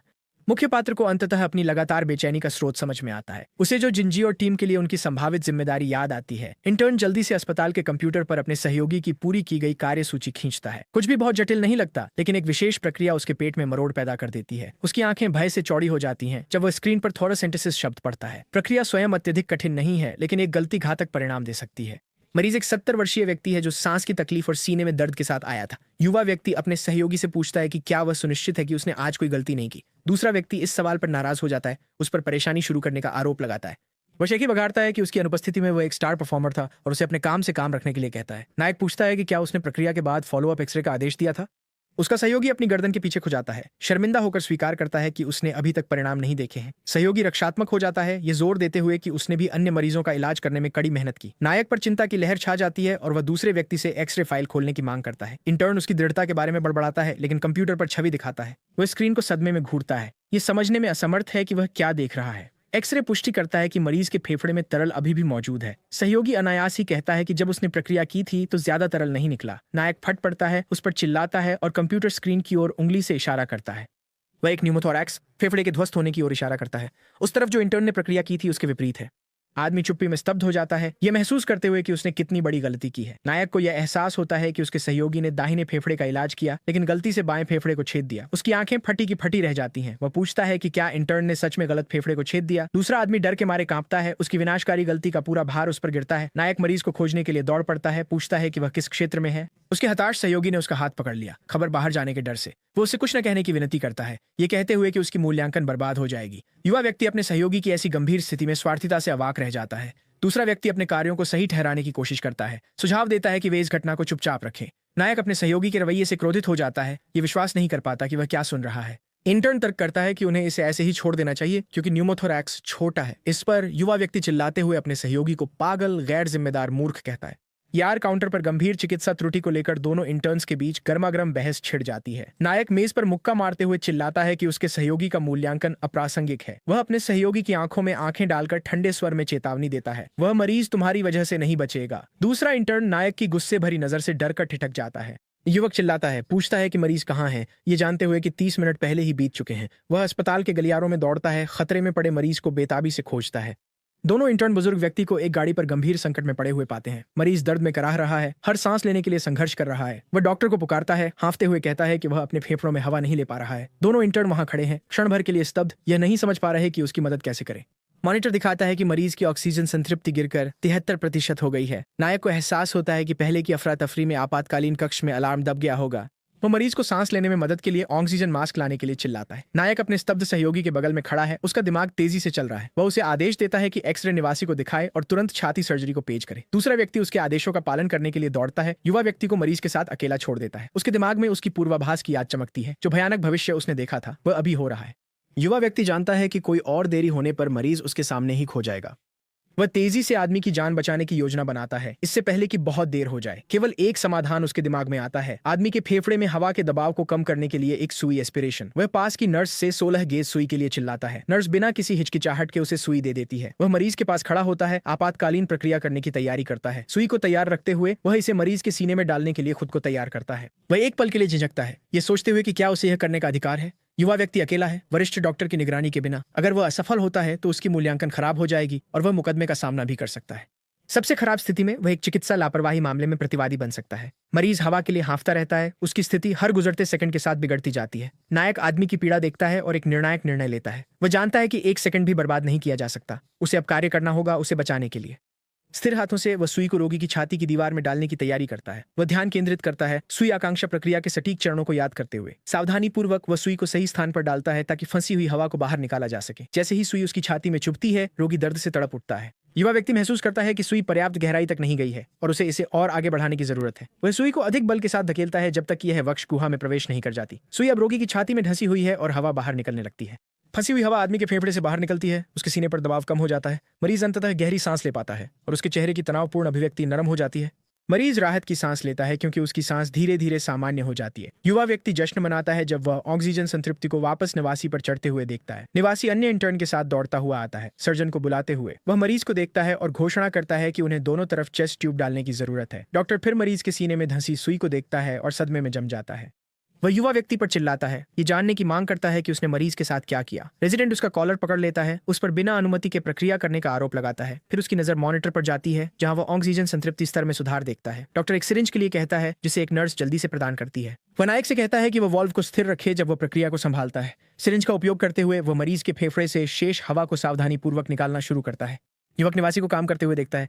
उसका अपना चेहरा गंभीर और ध्यान केंद्रित है। डॉक्टर मरीज से पूछते हैं कि अब जब वह आसानी से सांस ले सकता है तो वह कैसा महसूस कर रहा है। आदमी बताता है कि उसकी पत्नी बाहर गई थी और अचानक उसे सांस लेने में तकलीफ होने लगी और ऐसा लगा जैसे वह बेहोश हो रहा हो। वह कहता है कि वह इतना कमजोर था कि मदद के लिए आवाज भी नहीं निकाल सका। रेजिडेंट उसे आश्वस्त करता है, कहता है कि अब संकट टल गया है, वह ठीक हो जाएगा। मरीज की पत्नी लौटती है और अपने पति को गाड़ी पर ऑक्सीजन मास्क के साथ देखकर भयभीत हो जाती है। वह जल्दी से उसके पास जाती है और युवा इंटर्न भावनात्मक पुनर्मिलन को देखता है। वह सोचता है कि कैसे मरीज एक मूर्खतापूर्ण लापरवाह गलती के कारण लगभग खो गया था। उसके ऊपर एक गहरी कृतज्ञता की भावना छा जाती है कि वह एक जीवन बचाने में सक्षम रहा। मरीज डॉक्टरों का धन्यवाद करता है, कहता है कि अब वह बहुत अधिक आरामदायक महसूस कर रहा है। रेजिडेंट और नायक चुपचाप खड़े होकर ठीक होते मरीज को देखते हैं। थोरैसिक सर्जन आते हैं और रेजिडेंट उनका आदरपूर्वक स्वागत करता है। वह अपना परिचय देते हैं कि वह थोरैसिक सर्जरी के रेजिडेंट माडोंगसिप हैं। सर्जन टीम की प्रशंसा करते हैं, ये कहते हुए कि अब उनके सेवा विभाग द्वारा मरीज की देखभाल की जाएगी। रेजिडेंट इंटर्न्स की ओर मुड़ते हैं, उनके चेहरे पर ठंडे गुस्से का भाव होता है। वह उन्हें एक निजी बैठक के लिए कॉन्फ्रेंस रूम में आने का आदेश देते हैं। चारों इंटर्न डर के मारे सिकुड़ जाते हैं। रेजिडेंट के गुस्से का सामना करने के लिए तैयार होते हैं। वे पंक्ति में खड़े होते हैं, अपने गुस्से में भरे वरिष्ठ से मिलने वाली अनिवार्य फटकार का इंतजार करते हुए। निवासी अपनी बाहें मोड़कर उन्हें पूरी निराशा के साथ घूरता है। चारों ने आपातकालीन कक्ष में की गई गलती पर शर्म से अपने सिर झुका लिए। डॉक्टर कहते हैं कि उन्होंने अपने पूरे करियर में ऐसा बेतुका गलती कभी नहीं देखी। वह इंटर्न्स पर चिल्लाते हैं, उन्हें मूर्ख कहते हैं क्योंकि उन्होंने मरीज के बाएं और दाएं पक्ष को मिला दिया। नायक जानता है कि असली अपराधी कौन है, लेकिन चुप रहने का फैसला करता है। निवासी उन पर एक मरीज के स्वस्थ फेफड़े को छेदने का आरोप लगाता है। वह चिल्लाता है, पूछता है कि क्या वे डॉक्टर हैं या हत्यारे, क्योंकि उन्होंने लगभग एक मरीज की जान ले ली। डॉक्टर अपनी नाराजगी व्यक्त करता है कि वह थोरैसिक सर्जरी टीम का सामना करने में भी शर्मिंदा है। वह एक लंबी थकी हुई आह भरता है, इंटर्न के प्रदर्शन से पूरी तरह निराश। निवासी जो जिंजी को अलग करता है उसे उसकी गंभीर गलती के लिए फटकारता है। वह उसे कागजी काम पर वापस भेज देता है, ये कहते हुए कि अब उस पर प्रक्रियाओं के लिए भरोसा नहीं किया जा सकता। इंटर्न सिर झुकाकर आदेश स्वीकार करता है। उसका चेहरा हार का चित्र होता है। रेजिडेंट बाकी 3 इंटर्न्स को जाने के लिए कहता है, लेकिन हमारे नायक को रुकने के लिए कहता है। युवा व्यक्ति हैरान है, सोचता है कि डॉक्टर उससे अकेले में क्यों बात करना चाहते हैं। कॉन्फ्रेंस रूम का दरवाजा बंद हो जाता है, उन्हें गंभीर बातचीत के लिए अकेला छोड़ देता है। डॉक्टर नायक की ओर मुड़ते हैं और कहते हैं कि उनके पास उससे एक सवाल है। वो जानना चाहता है कि इंटर्न ने पहले उससे परामर्श किए बिना प्रक्रिया क्यों की। युवा व्यक्ति घबरा जाता है, ये नहीं जानता कि अपने सीधे वरिष्ठ को कैसे जवाब दे। डॉक्टर उसे चेतावनी देते हैं कि वह अपने शब्दों को सावधानी से चुने क्योंकि उसका मूल्यांकन दांव पर है। इंटर्न निवासी की नजरों से मिलता है, उसका अपना चेहरा गंभीर और चिंता से भरा हुआ